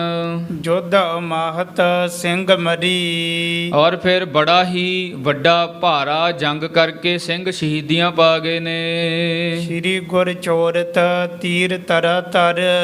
ਹੁਣ ਸਾਧ ਸੰਗਤ ਜੀ ਮਹਾਰਾਜ ਕਿਹੜਾ ਚੁੱਪ ਬੈਠੇ ਨੇ ਗੜੀ ਦੇ ਵਿੱਚ, ਇਉਂ ਨਹੀਂ ਸੀ ਵੀ ਸਿੰਘ ਸ਼ਹੀਦੀਆਂ ਪਾ ਰਹੇ ਨੇ ਤੇ ਮਹਾਰਾਜ ਜੀ ਚੁੱਪ ਬਹਿ ਕੇ ਵੇਖ ਰਹੇ ਨੇ। ਧੰਨ ਗੁਰੂ ਗੋਬਿੰਦ ਸਿੰਘ ਸਾਹਿਬ ਜੀ ਮਹਾਰਾਜ ਨੇ ਵੀ ਆਪਣੇ ਸਰੀਰ ਤੇ ਸ਼ਸਤਰ ਧਾਰਨ ਕੀਤੇ ਹੋਏ ਸੀ। ਤੀਰਾਂ ਦਾ ਬੜਾ ਚੁਣਵੇਂ ਤੀਰਾਂ ਦਾ ਪੱਥਾ ਮਹਾਰਾਜ ਨੇ ਪਾਇਆ ਹੋਇਆ, ਕਮਾਨ ਬੜਾ ਸੋਹਣਾ ਚੁੱਕਿਆ ਹੋਇਆ ਮਹਾਰਾਜ ਨੇ। ਜਦੋਂ ਉਹ ਸਿੰਘ ਜੰਗ ਕਰ ਰਹੇ ਸੀ ਨਾ, ਪਿੱਛੋਂ ਫਿਰ ਮਹਾਰਾਜ ਵੀ ਤੀਰ ਛੱਡ ਕੇ ਨਾ ਉਹਨਾਂ ਦੀ ਮਦਦ ਕਰ ਰਹੇ ਸਨ। ਜੋ ਤਰ ਆਬਤ ਪ੍ਰਾਨ ਹਰੀ। ਜਿਹੜਾ ਵੀ ਮਹਾਰਾਜ ਦੇ ਤੀਰਾਂ ਦੀ ਮਾਰ ਹੇਠਾਂ ਆ ਜਾਂਦਾ ਸੀ ਨਾ, ਉਹਦੇ ਪ੍ਰਾਣ ਨਹੀਂ ਸੀ ਬਚਦੇ, ਫਿਰ ਉਹ ਪ੍ਰਾਣ ਗਵਾ ਬਹਿੰਦਾ ਸੀ। ਨਾਹਰ ਖਾਨ ਕਰਿਓ ਰਨ ਜਾਹਰ। ਹੁਣ ਇਹਨਾਂ ਦਾ ਇੱਕ ਬੜਾ ਵੱਡਾ ਯੋਧਾ ਨਾਹਰ ਖਾਨ ਜੀ ਦਾ ਨਾਮ ਸੀ। ਇਹਨੇ ਬੜਾ ਜਾਰੀ ਤੌਰ ਤੇ ਜੰਗ ਕਰਕੇ ਵਿਖਾਇਆ ਹੈ ਜੀ। ਸਿੰਘਨ ਮਾਰ ਕੈ ਹੋਇਓ ਅਗਾਰੀ। ਇਹ ਜਿਹੜੇ ਸਿੰਘ ਗਏ ਸੀ ਨਾ, ਨਾਹਰ ਖਾਨ ਦਾ ਬੜਾ ਹੱਥ ਸੀ ਇਹਨਾਂ ਨੂੰ ਮਾਰਨ ਦੇ ਵਿੱਚ। ਇਹਨੇ ਬੜੀ ਚਪਲਾਈ ਚਲਾਕੀ ਕਰਦੇ ਹੋਏ ਸਿੰਘਾਂ ਨੂੰ ਮਾਰ ਕੇ ਇਹ ਵਿਖਾਇਆ ਵੀ ਮੈਂ ਮਾਰਿਆ ਹੈ ਤੇ ਮੈਂ ਹੁਣ ਤੁਹਾਡੇ ਕੋਲ ਆ ਰਿਹਾ। ਨਾਹਰ ਖਾਂ ਇਹਨਾਂ ਨੂੰ ਮਾਰ ਕੇ ਬੜਾ ਆਪਣਾ ਜੰਗ ਵਿਖਾ ਰਿਹਾ ਹੈ। ਪਾਇਨ ਕੀ ਕਰ ਚੰਚਲਤਾ ਚਹੈ। ਹੁਣ ਸਾਧ ਸੰਗਤ ਜੀ ਬੜੀ ਚੰਚਲਤਾ, ਕਿਉਂਕਿ ਸਰੀਰ ਬੜਾ ਡੀਲ ਡੋਲ ਹੈ ਨਾਹਰ ਖਾਂ ਦਾ, ਬੜੀ ਚੰਚਲਤਾ ਦੇ ਨਾਲ ਨਾ ਗੁਰੂ ਗੋਬਿੰਦ ਸਿੰਘ ਮਹਾਰਾਜ ਨੂੰ ਇਉਂ ਦਿਖਾ ਰਿਹਾ ਵੀ ਮੈਂ ਜੰਗ ਕਰ ਰਿਹਾ ਤੇ ਤੁਹਾਡੇ ਸਿੰਘਾਂ ਨੂੰ ਮਾਰ ਕੇ ਮੈਂ ਹੁਣ ਇੱਧਰ ਨੂੰ ਆ ਰਿਹਾ, ਸਾਵਧਾਨ ਹੋ ਜਾਓ। ਗੁਰੂ ਸਾਹਿਬ ਜੀ ਮਹਾਰਾਜ ਦੇ ਵੱਲ ਮਾਨੋ ਇਹ ਦਿਖਾ ਕੇ ਆ ਰਿਹਾ ਹੈ। ਕੋਟ ਕੀ ਪੀਤ ਕੇ ਜਾਓ ਮਝਾਰੀ। ਹੁਣ ਸਾਧ ਸੰਗਤ ਚਮਕੌਰ ਗੜੀ ਦੀ ਕੰਧ ਦੇ ਕੋਲ ਦੀ ਲੰਘ ਗਿਆ ਘੋੜਾ ਭਜਾ ਕੇ। ਆਪਣੀ ਪੂਰ ਬਹਾਦਰੀ ਕੋ। ਹੁਣ ਆਪਣੀ ਬਹਾਦਰੀ ਵਿਖਾ ਰਿਹਾ, ਸਾ ਬੜੀ ਚੰਚਲਤਾ ਹੀ ਦਿਖਾ ਰਿਹਾ ਹੈ। ਆਪਣੇ ਯੁੱਧ ਦੇ ਜਿਹੜੇ ਸਿੱਖੇ ਹੋਏ ਜੌਹਰ ਸੀ ਨਾ ਨਾਹਰ ਖਾਂ, ਮਾਨੋ ਸਾਰੇ ਇੱਥੇ ਵਰਤਣ ਲੱਗਿਆ ਹੈ। ਘੋੜੇ ਨੂੰ ਭਜਾਈ ਫਿਰਦਾ ਹੈ ਜੰਗ ਦੇ ਵਿੱਚ। ਦਿਖਰਾਵਤ ਹੈ ਕਰ ਕੌਤਕ ਭਾਰੀ। ਬੜੇ ਭਾਰੇ ਕੌਤਕ ਕਰਕੇ ਵਿਖਾ ਰਿਹਾ ਵੀ ਮੇਰੇ ਤੋਂ ਵੱਡਾ ਤਾਂ ਯੋਧਾ ਹੈ ਹੀ ਨਹੀਂ ਕੋਈ ਇੱਥੇ ਜੰਗ ਦੇ ਵਿੱਚ। ਮਾਨੋ ਗੁਰੂ ਸਾਹਿਬ ਜੀ ਮਹਾਰਾਜ ਨੂੰ ਇਹ ਸਾਰਾ ਆਪਣੇ ਜੰਗ ਦੀ ਕਲਾ ਵਿਖਾ ਰਿਹਾ ਹੈ। ਸ੍ਰੀ ਗੁਰ ਕੀ ਤਬ ਡੀਠ ਪਰਿਓ। ਹੁਣ ਗੁਰੂ ਸਾਹਿਬ ਜੀ ਮਹਾਰਾਜ ਛੱਡ ਰਹੇ ਸੀ ਤੀਰ। ਗੁਰੂ ਸਾਹਿਬ ਜੀ ਮਹਾਰਾਜ ਦੀ ਨਿਗਾਹ ਚੜ ਗਿਆ ਨਾਰਖਾਂ ਵੀ ਇਹ ਬੜਾ ਨੇੜੇ ਤੇੜੇ ਨੂੰ ਆ ਰਿਹਾ ਹੈ, ਬੜੀ ਚੰਚਲਤਾਈ ਵਿਖਾ ਰਿਹਾ ਹੈ। ਜਦੋਂ ਗੁਰੂ ਸਾਹਿਬ ਜੀ ਮਹਾਰਾਜ ਦੀ ਨਿਗਾਹ ਨਾਰਖਾਂ ਤੇ ਪਈ ਹੈ, ਕਰ ਤੁਰੰਤਾ ਖਰ ਤੀਰ ਸੰਚਾਰੀ। ਹੁਣ ਸਾਧ ਸੰਗਤ ਮਹਾਰਾਜ ਨੇ ਬੜਾ ਚੁਣਮਾ ਜਿਹਾ ਤੀਰ ਕੱਢਿਆ ਨਾਰਖਾਂ ਨੂੰ ਮਾਰਨ ਦੇ ਵਾਸਤੇ। ਮਹਾਰਾਜ ਨੇ ਕਮਾਨ ਦੇ ਚਿੱਲੇ ਤੇ ਚਾੜ ਲਿਆ ਹੈ। ਮਿਆਨ ਬਹੀਨ ਕਿਰਪਾਨ ਨਚਾਵਤ। ਹੁਣ ਨਾਰਖਾਂ ਇੱਧਰ ਵੇਖ ਲਓ, ਜਿਹੜੀ ਹੱਥ ਵਿੱਚ ਕਿਰਪਾਨ ਫੜੀ ਹੋਈ ਸੀ ਨਾ, ਬੜੇ ਜੌਹਰ ਵਿਖਾ ਕੇ ਮਾਨੋ ਕਿਰਪਾਨ ਨੂੰ ਨਚਾਉਂਦਾ ਹੀ ਆ ਰਿਹਾ ਹੈ। ਦੂਸਰ ਪਾਨ ਮਹਿ ਢਾਲ ਸੰਭਾਰੀ। ਹੁਣ ਦੂਜੇ ਹੱਥ ਵਿੱਚ ਢਾਲ ਫੜੀ ਹੋਈ ਹੈ। ਇਤਨਾ ਸਾਧ ਸੰਗਤ ਯੁੱਧ ਵਿਦਿਆ ਦੇ ਵਿੱਚ ਨਿਪੁੰਨ ਸੀ ਨਾਰਖਾਂ। ਮਾਨੋ ਹੱਥ ਵਿੱਚ ਫੜੀ ਹੀ ਕਿਰਪਾਨ ਨੂੰ ਨਚਾ ਰਿਹਾ ਹੈ ਤੇ ਜਿਹੜੀ ਦੂਜੇ ਪਾਸੇ ਢਾਲ ਫੜੀ ਹੋਈ ਹੈ ਉਹਨੂੰ ਬਚਾਅ ਵਾਸਤੇ ਰੱਖਿਆ ਹੋਇਆ ਹੈ। ਦੌੜਤ ਏਕ ਦੀਵਾਰ ਤਜੀ। ਹੁਣ ਦੌੜਦਾ ਦੌੜਦਾ ਸਾਧ ਸੰਗਤ ਜੀ ਇੱਕ ਦੀਵਾਰ ਚਮਕੌਰ ਦੀ ਗੜੀ ਦੀ ਲੰਘ ਗਿਆ ਹੈ। ਗੱਡ ਹੂੰ ਕੀ ਦੀਵਾਰ ਕੋ ਜਾਤ ਨਿਹਾਰੀ। ਔਰ ਫਿਰ ਸਾਧ ਸੰਗਤ ਜੀ ਜਿਹੜੀ ਦੀਵਾਰ ਦਰਵਾਜ਼ੇ ਵਾਲੀ ਸੀ ਨਾ, ਉਹਨੂੰ ਵੇਖ ਰਿਹਾ ਵੀ ਮੈਂ ਕਿਵੇਂ ਅੰਦਰ ਚਲਿਆ ਜਾਵਾਂ। ਕਾਨ ਲਓ ਤਾਨ ਕੈ ਬਾਨ ਤਜਿਓ। ਗੁਰੂ ਸਾਹਿਬ ਜੀ ਮਹਾਰਾਜ ਵੀ ਸਾਧ ਸੰਗਤ ਕਿਹੜਾ ਅਣਜਾਣ ਸੀ। ਨਾਰਖਾਂ ਨੂੰ ਵੇਖਿਆ ਵੀ ਇਹ ਤਾਂ ਬਹੁਤ ਨੇੜੇ ਆ ਗਿਆ, ਬੜੀ ਚੰਚਲਤਾਈ ਕੀਤੀ ਹੈ ਇਹਨੇ। ਤੇ ਗੁਰੂ ਸਾਹਿਬ ਜੀ ਮਹਾਰਾਜ ਨੇ ਤੰਦੀ ਨੂੰ ਕੰਨ ਤੱਕ ਖਿੱਚ ਲਿਆ। ਜਿਹੜਾ ਤੀਰ ਚਾੜਿਆ ਹੋਇਆ ਸੀ ਨਾ ਚੁਣਮਾ ਜਿਹਾ, ਮਹਾਰਾਜ ਨੇ ਚਿੱਲੇ ਤੇ ਚਾੜ ਕੇ ਤੰਦੀ ਨੂੰ ਕੰਨ ਤੱਕ ਜ਼ੋਰ ਨਾਲ ਖਿੱਚ ਲਿਆ ਹੈ। ਸੋ ਅਚਾਨਕ ਜਾਈ ਲੱਗਿਓ ਹੋਏ ਪਾਰੀ। ਨਿਸ਼ਾਨਾ ਮਹਾਰਾਜ ਦਾ ਇੰਨਾ ਪੱਕਾ ਸੀ ਸਾਧ ਸੰਗਤ ਜੀ, 3-3 4-4 ਮੀਲ ਤੇ ਜਿੱਥੇ ਨਿਗਾਹ ਵੀ ਨਹੀਂ ਸੀ ਨਾ ਪੈਂਦੀ, ਗੁਰੂ ਸਾਹਿਬ ਜੀ ਮਹਾਰਾਜ ਉੱਥੇ ਵੀ ਨਿਸ਼ਾਨਾ ਲਾ ਦਿੰਦੇ ਸੀ। ਸੋ ਗੁਰੂ ਸਾਹਿਬ ਜੀ ਮਹਾਰਾਜ ਨੇ ਨਾਰਖਾਂ ਦਾ ਨਿਸ਼ਾਨਾ ਤੱਕਿਆ, ਤੰਦੀ ਨੂੰ ਕੰਨ ਤੱਕ ਖਿੱਚ ਕੇ ਬੜਾ ਸ਼ੂਕਦਾ ਹੋਇਆ ਤੀਰ ਮਹਾਰਾਜ ਨੇ ਛੱਡ ਦਿੱਤਾ ਹੈ। ਜਾਣ ਸਾਰ ਨਾਰਖਾਂ ਦੀ ਛਾਤੀ ਵਿੱਚ ਗੱਡ ਗਿਆ ਹੈ ਜੀ। ਜਿਉਂ ਉੱਡ ਕੇ ਵੱਡ ਸਰਪ ਗਇਓ। ਹੁਣ ਇੱਥੇ ਸਾਧ ਸੰਗਤ ਜੀ ਭਾਈ ਸੰਤੋਖ ਸਿੰਘ ਜੀ ਇਹ ਬੰਦਨਾ ਬੰਨ੍ਹਦੇ ਹਨ ਵੀ ਜਿਵੇਂ ਉੱਡਣਾ ਸੱਪ ਹੁੰਦਾ ਹੈ ਨਾ, ਉਹ ਜੇ ਕਿਸੇ ਦੇ ਡੰਗ ਮਾਰੇ ਬੜੀ ਤੇਜ਼ੀ ਦੇ ਨਾਲ ਫਿਰ ਆਪਣੀ ਬਰਮੀ ਵੱਲ ਨੂੰ ਭੱਜਦਾ ਉੱਡ ਕੇ। ਕਹਿੰਦੇ ਫਿਰ ਮਹਾਰਾਜ ਦੇ ਕਮਾਨ ਵਿੱਚੋਂ ਛੱਡਿਆ ਹੋਇਆ ਤੀਰ ਉੱਡਣੇ ਸੱਪ ਵਾਂਗੂ ਗਿਆ ਤੇ ਨਾਰਖਾਂ ਦੀ ਛਾਤੀ ਵਿੱਚ ਜਾ ਕੇ ਵੱਜਿਆ ਹੈ। ਬਰਮੀ ਬਰਕੈ ਨਹਿ ਅੰਗ ਦਿਖਾਰੀ। ਕਹਿੰਦੇ ਜਿਵੇਂ ਉਹ ਸੱਪ ਇੱਕ ਵਾਰੀ ਬਰਮੀ ਵਿੱਚ ਪ੍ਰਵੇਸ਼ ਹੋ ਗਿਆ ਨਾ, ਮੁੜ ਕੇ ਤੁਸੀਂ ਉਹਨੂੰ ਦੇਖ ਨਹੀਂ ਸਕਦੇ, ਉਹ ਆਪਣੇ ਅੰਗ ਨਹੀਂ ਦਿਖਾਲਦਾ ਹੁੰਦਾ, ਫਿਰ ਮੁੜ ਕੇ ਛੇਤੀ ਛੇਤੀ ਨਿਕਲਦਾ ਨਹੀਂ ਬਰਮੀ ਦੇ ਵਿੱਚੋਂ। ਫਿਰ ਮਹਾਰਾਜ ਦਾ ਜਿਹੜਾ ਤੀਰ ਸੀ ਕਹਿੰਦੇ ਉੱਡਣੇ ਸੱਪ ਵਾਂਗੂ ਗਿਆ। ਜਿਉਂ ਹੀ ਛਾਤੀ ਵਿੱਚ ਉਹਦੇ ਧੁੱਸ ਗਿਆ ਨਾ, ਫਿਰ ਤੀਰ ਨੇ ਵੀ ਆਪਣੀ ਨੋਕ ਕਹਿੰਦੇ ਮੁੜ ਕੇ ਵਿਖਾਈ ਨਹੀਂ ਹੈ। ਤੀਛਨ ਪੀਛਨ ਛੋੜਿਓ ਨਰੀਛਤ। ਔਰ ਫਿਰ ਇੰਨਾ ਤਿੱਖਾ ਤੀਰ ਛੋੜਿਆ ਸਾਧ ਸੰਗਤ ਮਹਾਰਾਜ ਨੇ, ਜਿਹੜਾ ਜਾਣ ਸਾਰ ਹੀ ਉਹਨੇ ਨਾਰਖਾਂ ਦਾ ਨਾਸ਼ ਕਰ ਦਿੱਤਾ ਹੈ। ਛਾਲ ਉਛਾਲਤ ਕੀ ਲੱਗ ਛਾਤੀ। ਹੁਣ ਨਾਰਖਾਂ ਤਾਂ ਮਾਰਦਾ ਆ ਰਿਹਾ ਸੀ ਛਾਲਾਂ, ਪਰ ਮਹਾਰਾਜ ਨੇ ਉਹਦੀਆਂ ਛਾਲਾਂ ਸਾਰੀਆਂ ਹੀ ਸਮਾਪਤ ਕਰ ਦਿੱਤੀਆਂ ਨੇ। ਭਾਈ ਪਸਾਰ ਪਰਿਓ ਤਬ ਹੂੰ। ਹੁਣ ਸਾਧ ਸੰਗਤ ਜੀ ਜਿਹੜਾ ਬੜੀਆਂ ਛਾਲਾਂ ਮਾਰਦਾ ਸੀ, ਮੈਂ ਤਾਂ ਗੜੀ ਦੇ ਵਿੱਚ ਪ੍ਰਵੇਸ਼ ਕਰ ਜੂੰਗਾ, ਮੈਂ ਤਾਂ ਆਹ ਕਰ ਦੂੰਗਾ, ਸਿੰਘਾਂ ਨੂੰ ਮਾਰ ਦੂੰਗਾ, ਮਹਾਰਾਜ ਕੋਲੇ ਪਹੁੰਚ ਜੂੰਗਾ। ਮਹਾਰਾਜ ਨੇ ਰਸਤੇ ਵਿੱਚ ਹੀ ਸਿੱਟ ਲਿਆ ਸਾਧ ਸੰਗਤ ਜੀ। ਜਦੋਂ ਤੀਰ ਲੱਗਿਆ ਛਾਤੀ ਦੇ ਵਿੱਚ ਨਾ ਨਾਰਖਾਂ ਦੇ, ਦੋਨੇ ਲੱਤਾਂ ਪਸਾਰ ਕੇ ਧਰਤੀ ਤੇ ਸਿੱਧਾ ਪੈ ਗਿਆ ਹੈ। ਕਰ ਮੈਂ ਰਹਿ ਗਈ ਕਰਵਾਰ ਕੰਪਾਤੀ। ਜਿਹੜੀ ਤਲਵਾਰ ਨੂੰ ਨਚਾਉਂਦਾ ਆ ਰਿਹਾ ਸੀ ਨਾ ਹੱਥ ਦੇ ਵਿੱਚ, ਜਿਉਂ ਹੀ ਧਰਤੀ ਤੇ ਡਿੱਗਿਆ, ਹੱਥ ਵਿੱਚ ਕੰਬਦੀ ਉਹ ਰਹਿ ਗਈ ਤਲਵਾਰ, ਉਹਨੂੰ ਮੁੜ ਕੇ ਉੱਤੇ ਨਹੀਂ ਚੱਕ ਸਕਿਆ ਨਾਰਖਾਂ। ਪਾਰ ਭਰਿਓ ਸਰ ਸ਼ੂਕ ਗੱਡਿਓ ਧਰ। ਮਹਾਰਾਜ ਨੇ ਇੰਨੀ ਜ਼ੋਰ ਨਾਲ ਤੀਰ ਛੱਡਿਆ ਸਾਧ ਸੰਗਤ ਜੀ, ਇਤਨੇ ਬਲ ਦੇ ਨਾਲ ਤੀਰ ਉਹਦੀ ਛਾਤੀ ਵਿੱਚ ਲੱਗਿਆ, ਉਹਦੀ ਛਾਤੀ ਨੂੰ ਪਾਰ ਕਰਕੇ ਜਿੱਥੇ ਨਾਰਖਾਂ ਡਿੱਗਿਆ ਥੋੜਾ ਜਿਹਾ ਧਰਤੀ ਵਿੱਚ ਵੀ ਤੀਰ ਗੱਡ ਗਿਆ ਹੈ। ਜੋ ਉਥਲਿਓ ਉਪਮਾ ਉਪਜਾਤੀ। ਕਹਿੰਦੇ ਵੀ ਨਾਰਖਾਂ ਦੇ ਡਿੱਗਣ ਦੀ ਐਸੀ ਉਪਮਾ ਹੋ ਰਹੀ ਹੈ। ਬਾਜੂ ਸੋ ਬੇਗ ਵਿਸਾਲ ਬਹਿਓ ਤਰ। ਕਹਿੰਦੇ ਜਿਵੇਂ ਬਹੁਤ ਭਾਰੀ ਹਨੇਰੀ ਆਈ ਹੋਵੇ। ਧਰਤੀ ਛਿਨ ਮੂਲ ਧਰਾ ਪੈ ਪਪਾਤੀ। ਜਦੋਂ ਬਹੁਤ ਭਾਰੀ ਹਨੇਰੀ ਆਉਂਦੀ ਆ ਨਾ, ਕਈ ਵਾਰ ਐਸਾ ਹੁੰਦਾ ਹੈ ਉਹ ਦਰਖਤਾਂ ਨੂੰ ਜੜ੍ਹਾਂ ਤੋਂ ਪੁੱਟ ਕੇ ਸਿੱਟ ਦਿੰਦੀ ਹੈ। ਜਿਹੜੇ ਕਈ ਸਾਲਾਂ ਦੇ ਦਰਖਤ ਖੜੇ ਹੋਣ, ਉਹ ਜਿਹੜੀ ਭਾਰੀ ਹਨੇਰੀ ਹੁੰਦੀ ਆ ਉਹਨਾਂ ਨੂੰ ਵੀ ਪੁੱਟ ਕੇ ਜੜ੍ਹਾਂ ਸਮੇਤ ਧਰਤੀ 'ਤੇ ਮਾਰਦੀ ਹੈ। ਫਿਰ ਮਹਾਰਾਜ ਨੇ ਸਾਧ ਸੰਗਤ ਜੀ ਐਸਾ ਹੀ ਕੀਤਾ। ਜਿਹੜਾ ਨਾਰਖਾਂ ਆਪਣੇ ਆਪ ਨੂੰ ਬਹੁਤ ਵੱਡਾ ਯੋਧਾ ਸੂਰਮਾ ਸਮਝਦਾ ਸੀ, ਐਸਾ ਤੀਰ ਮਾਰਿਆ ਮਹਾਰਾਜ ਨੇ, ਪੁਲਟ ਕੇ ਧਰਤੀ 'ਤੇ ਸਿੱਟ ਦਿੱਤਾ ਹੈ। ਮੁਗਲੇ ਜੋ ਪਠਾਨ ਬਿਲੋਕਤ ਥੀ। ਹੁਣ ਸਾਧ ਸੰਗਤ ਜੀ, ਜਿਹੜੇ ਪਿੱਛੇ ਮੁਗਲ ਪਠਾਨ ਖੜੇ ਸੀ ਨਾ, ਪਹਾੜੀ ਰਾਜੇ, ਉਹ ਇਹ ਦੇਖ ਰਹੇ ਸੀ ਵੀ ਹੁਣ ਤਾਂ ਨਾਰਖਾਂ ਕੁਛ ਨਾ ਕੁਛ ਕਰਕੇ ਹੀ ਵਾਪਸ ਆਊਗਾ। ਪਰ ਉਹਨਾਂ ਦੇ ਦੇਖਦਿਆਂ ਜਦੋਂ ਮਹਾਰਾਜ ਨੇ ਇਹਦਾ ਨਾਸ਼ ਕਰ ਦਿੱਤਾ, ਉਹਨਾਂ ਦੀਆਂ ਮੂੰਹ ਵਿੱਚ ਉਂਗਲਾਂ ਪੈ ਗਈਆਂ ਹਨ। ਪੈ ਪਾਈ ਮਹਾ ਦਬ ਕੇ ਪਿਛਵਾਈ। ਐਸਾ ਦੇਖਿਆ ਨਾਸ਼ ਹੁੰਦਾ ਨਾਰਖਾਂ ਦਾ, ਕਿਉਂਕਿ ਬਹੁਤ ਵੱਡਾ ਯੋਧਾ ਸੀ। ਉਹ ਐਨੇ ਡਰ ਗਏ ਸਾਧ ਸੰਗਤ ਜੀ, 2-2 4-4 ਕਦਮ ਪਿੱਛੇ ਹੋ ਗਏ ਹਨ। ਮਰਦੂਦ ਹੈ ਖਵਾਜ ਦੀਵਾਰ ਕੇ ਸਾਇਓ ਮਹਿ। ਹੁਣ ਜਿਹੜਾ ਖਵਾਜਾ ਮਰਦੂਦ ਸੀ ਨਾ, ਇਹ ਵੀ ਬਹੁਤ ਵੱਡਾ ਆਪਣੇ ਆਪ ਨੂੰ ਕਹਾਉਂਦਾ ਸੀ। ਹੁਣ ਇਹ ਸਾਧ ਸੰਗਤ ਜੀ ਨੇੜੇ ਪਹੁੰਚਿਆ ਹੋਇਆ ਸੀ ਗੜੀ ਦੇ। ਜਦੋਂ ਦੇਖਿਆ ਵੀ ਨਾਰਖਾਂ ਦਾ ਐਸਾ ਅੰਤ ਹੋ ਗਿਆ, ਗੜੀ ਦੀ ਕੰਧ ਦੇ ਨਾਲ ਲੱਗ ਕੇ ਬਹਿ ਗਿਆ, ਇੰਨਾ ਡਰ ਗਿਆ ਹੈ। ਬੈਠ ਰਹੀਓ ਤਨ ਨਾ ਉਕਸਾਈ। ਸਾਧ ਸੰਗਤ ਜੀ ਇੰਨਾ ਮਨ ਵਿੱਚ ਡਰ ਗਿਆ, ਘਬਰਾ ਗਿਆ ਨਾ ਖਵਾਜਾ ਮਰਦੂਦ, ਕੰਧ ਦੇ ਨਾਲ ਲੱਗ ਕੇ ਬਹਿ ਗਿਆ ਤੇ ਮਾੜਾ ਜਿਹਾ ਵੀ ਆਪਣੇ ਥੋੜਾ ਜਿਹਾ ਤਨ ਨੂੰ ਹਿਲਾਉਣਾ ਨਹੀਂ ਕੀਤਾ, ਵੀ ਕਿਤੇ ਮਹਾਰਾਜ ਨੂੰ ਪਤਾ ਨਾ ਲੱਗ ਜੇ ਵੀ ਇੱਥੇ ਵੀ ਕੋਈ ਬੈਠਾ ਹੈ। ਥੋੜਾ ਜਿਹਾ ਵੀ ਆਪਣੇ ਸਰੀਰ ਨੂੰ ਹਿਲਾਇਆ ਨਹੀਂ, ਉੱਥੇ ਹੀ ਡਰ ਕੇ ਪੱਥਰ ਬਣ ਗਿਆ ਹੈ। ਪਟ ਔਰ ਪੀ ਹੋਰ ਹੈਰਾਨ ਭਈ। ਹੁਣ ਜਿਹੜੇ ਹੋਰ ਭੱਟ ਮਾਨੋ ਸੂਰਮੇ ਸੀ, ਉਹ ਵੀ ਹੈਰਾਨ ਹੋ ਗਏ ਵੀ ਐਸਾ ਅੰਤ ਹੋਇਆ ਨਾਰਖਾਂ ਦਾ। ਇਹ ਸਾਰੀ ਵਿਥਿਆ ਦੇਖ ਕੇ ਨਾ ਬੜੇ ਹੈਰਾਨ ਹੋ ਗਏ ਹਨ। ਸਰਦਾਰ ਮਹਾਨ ਹਨਿਓ ਸਰ ਆਈ। ਕਿਉਂਕਿ ਨਾਰਖਾਂ ਸਾਧ ਸੰਗਤ ਜੀ ਇਹਨਾਂ ਫੌਜਾਂ ਦਾ ਸਰਦਾਰ ਸੀ। ਸਰਦਾਰ ਨੂੰ ਜਦੋਂ ਮਾਰ ਦਿੱਤਾ, ਬਾਕੀਆਂ ਨੇ ਤਾਂ ਹੈਰਾਨ ਹੋਣਾ ਹੀ ਹੋਇਆ। ਗਨ ਤੀਰ ਤੁਪੰਗ ਹਨੈ ਥਿਰ ਹਵੈ ਕਰ। ਹੁਣ ਸਾਧ ਸੰਗਤ ਜੀ ਬਾਕੀ ਜੰਗ ਤਾਂ ਕਰਦੇ ਨੇ ਜ਼ਰੂਰ, ਪਰ ਨੇੜੇ ਨਹੀਂ ਆਉਂਦੇ। ਸਾਧ ਸੰਗਤ ਜਿਵੇਂ ਕੋਈ ਹਾਥੀ ਲੰਘਿਆ ਜਾਂਦਾ ਹੋਵੇ ਨਾ, ਜਿਹੜੇ ਕੁੱਤੇ ਨੇ ਉਹ ਦੂਰੋਂ ਭੌਂਕਦੇ ਰਹਿੰਦੇ ਨੇ, ਪਰ ਨੇੜੇ ਨਹੀਂ ਕਦੇ ਆਉਂਦੇ। ਫਿਰ ਮਹਾਰਾਜ ਸਾਹਮਣੇ ਖੜੇ ਨੇ, ਉਹ ਵੀ ਤੀਰਾਂ ਦਾ ਪੱਥਾ ਲੈ ਕੇ, ਕਮਾਨ ਮਹਾਰਾਜ ਨੇ ਹੱਥ ਵਿੱਚ ਫੜਿਆ ਹੋਇਆ ਹੈ। ਹੁਣ ਇਹ ਜੰਗ ਕਰਤਾ ਰਹੇ ਨੇ, ਪਰ ਦੂਰੋਂ ਗੋਲੀਆਂ ਜਿਹੀਆਂ ਚਲਾਈ ਜਾਂਦੇ ਨੇ।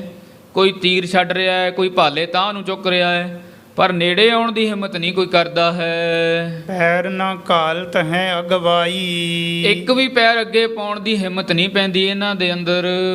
ਖਵਾਜਾ ਦੁਰਿਓ ਲਖ ਕੈ ਗਤ ਤਾਹੀ। ਹੁਣ ਸਾਧ ਸੰਗਤ ਜੀ, ਇੱਕ ਇਹਨਾਂ ਦਾ ਹੋਰ ਸੂਰਮਾ, ਉਹਨੇ ਦੇਖਿਆ ਵੀ ਖਵਾਜਾ ਮਰਦੂਦ ਵੀ ਡਰ ਕੇ ਬਹਿ ਗਿਆ ਹੈ ਤੇ ਨਾਹਰ ਖਾਂ ਦਾ ਵੀ ਅੰਤ ਹੋ ਗਿਆ ਹੈ। ਹੋਏ ਗੈਰਤ ਖਾਨ ਕਰੀ ਚਪਲਾਈ। ਇੱਕ ਹੋਰ ਸੀ ਜਿਹਦਾ ਨਾਮ ਸੀ ਗੈਰਤ ਖਾਨ।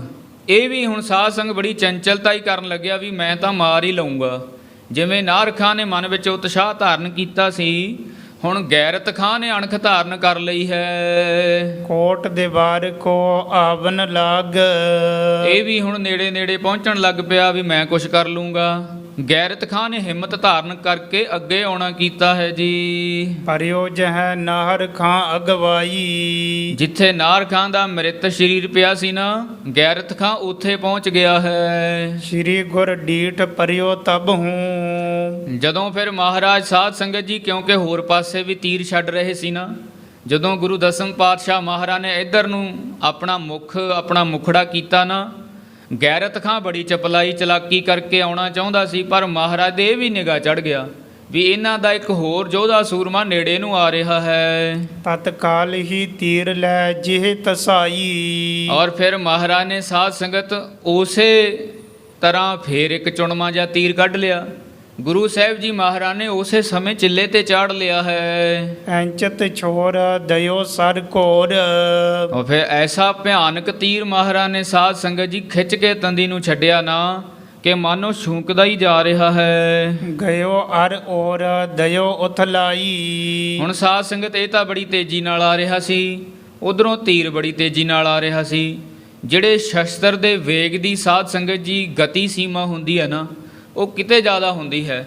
ਜੇ ਕੋਈ ਇਨਸਾਨ ਮਨੁੱਖ ਭੱਜਿਆ ਜਾਂਦਾ ਹੋਵੇ, ਜੇ ਆਪਾਂ ਅੱਗੋਂ ਜਾਂ ਪਿੱਛੋਂ ਉਹਦੇ ਗੋਲੀ ਮਾਰ ਦਈਏ, ਉਹ ਉਹਦੇ ਸਮੇਂ ਦੇ ਕਈ ਹਿੱਸਿਆਂ ਤੋਂ ਜ਼ਿਆਦਾ ਉਹਦੇ ਕੋਲ ਪਹੁੰਚ ਜਾਂਦੀ ਹੈ, ਕਿਉਂਕਿ ਉਹਦੀ ਗਤੀ ਸੀਮਾ ਜ਼ਿਆਦਾ ਹੁੰਦੀ ਹੈ। ਉਧਰੋਂ ਤਾਂ ਗੈਰਤ ਖਾਂ ਬੜੀ ਤੇਜ਼ੀ ਨਾਲ ਆ ਰਿਹਾ ਸੀ, ਤੇ ਇਧਰੋਂ ਗੁਰੂ ਸਾਹਿਬ ਜੀ ਮਹਾਰਾਜ ਨੇ ਤੀਰ ਬੜੀ ਤੇਜ਼ੀ ਨਾਲ ਛੱਡਿਆ।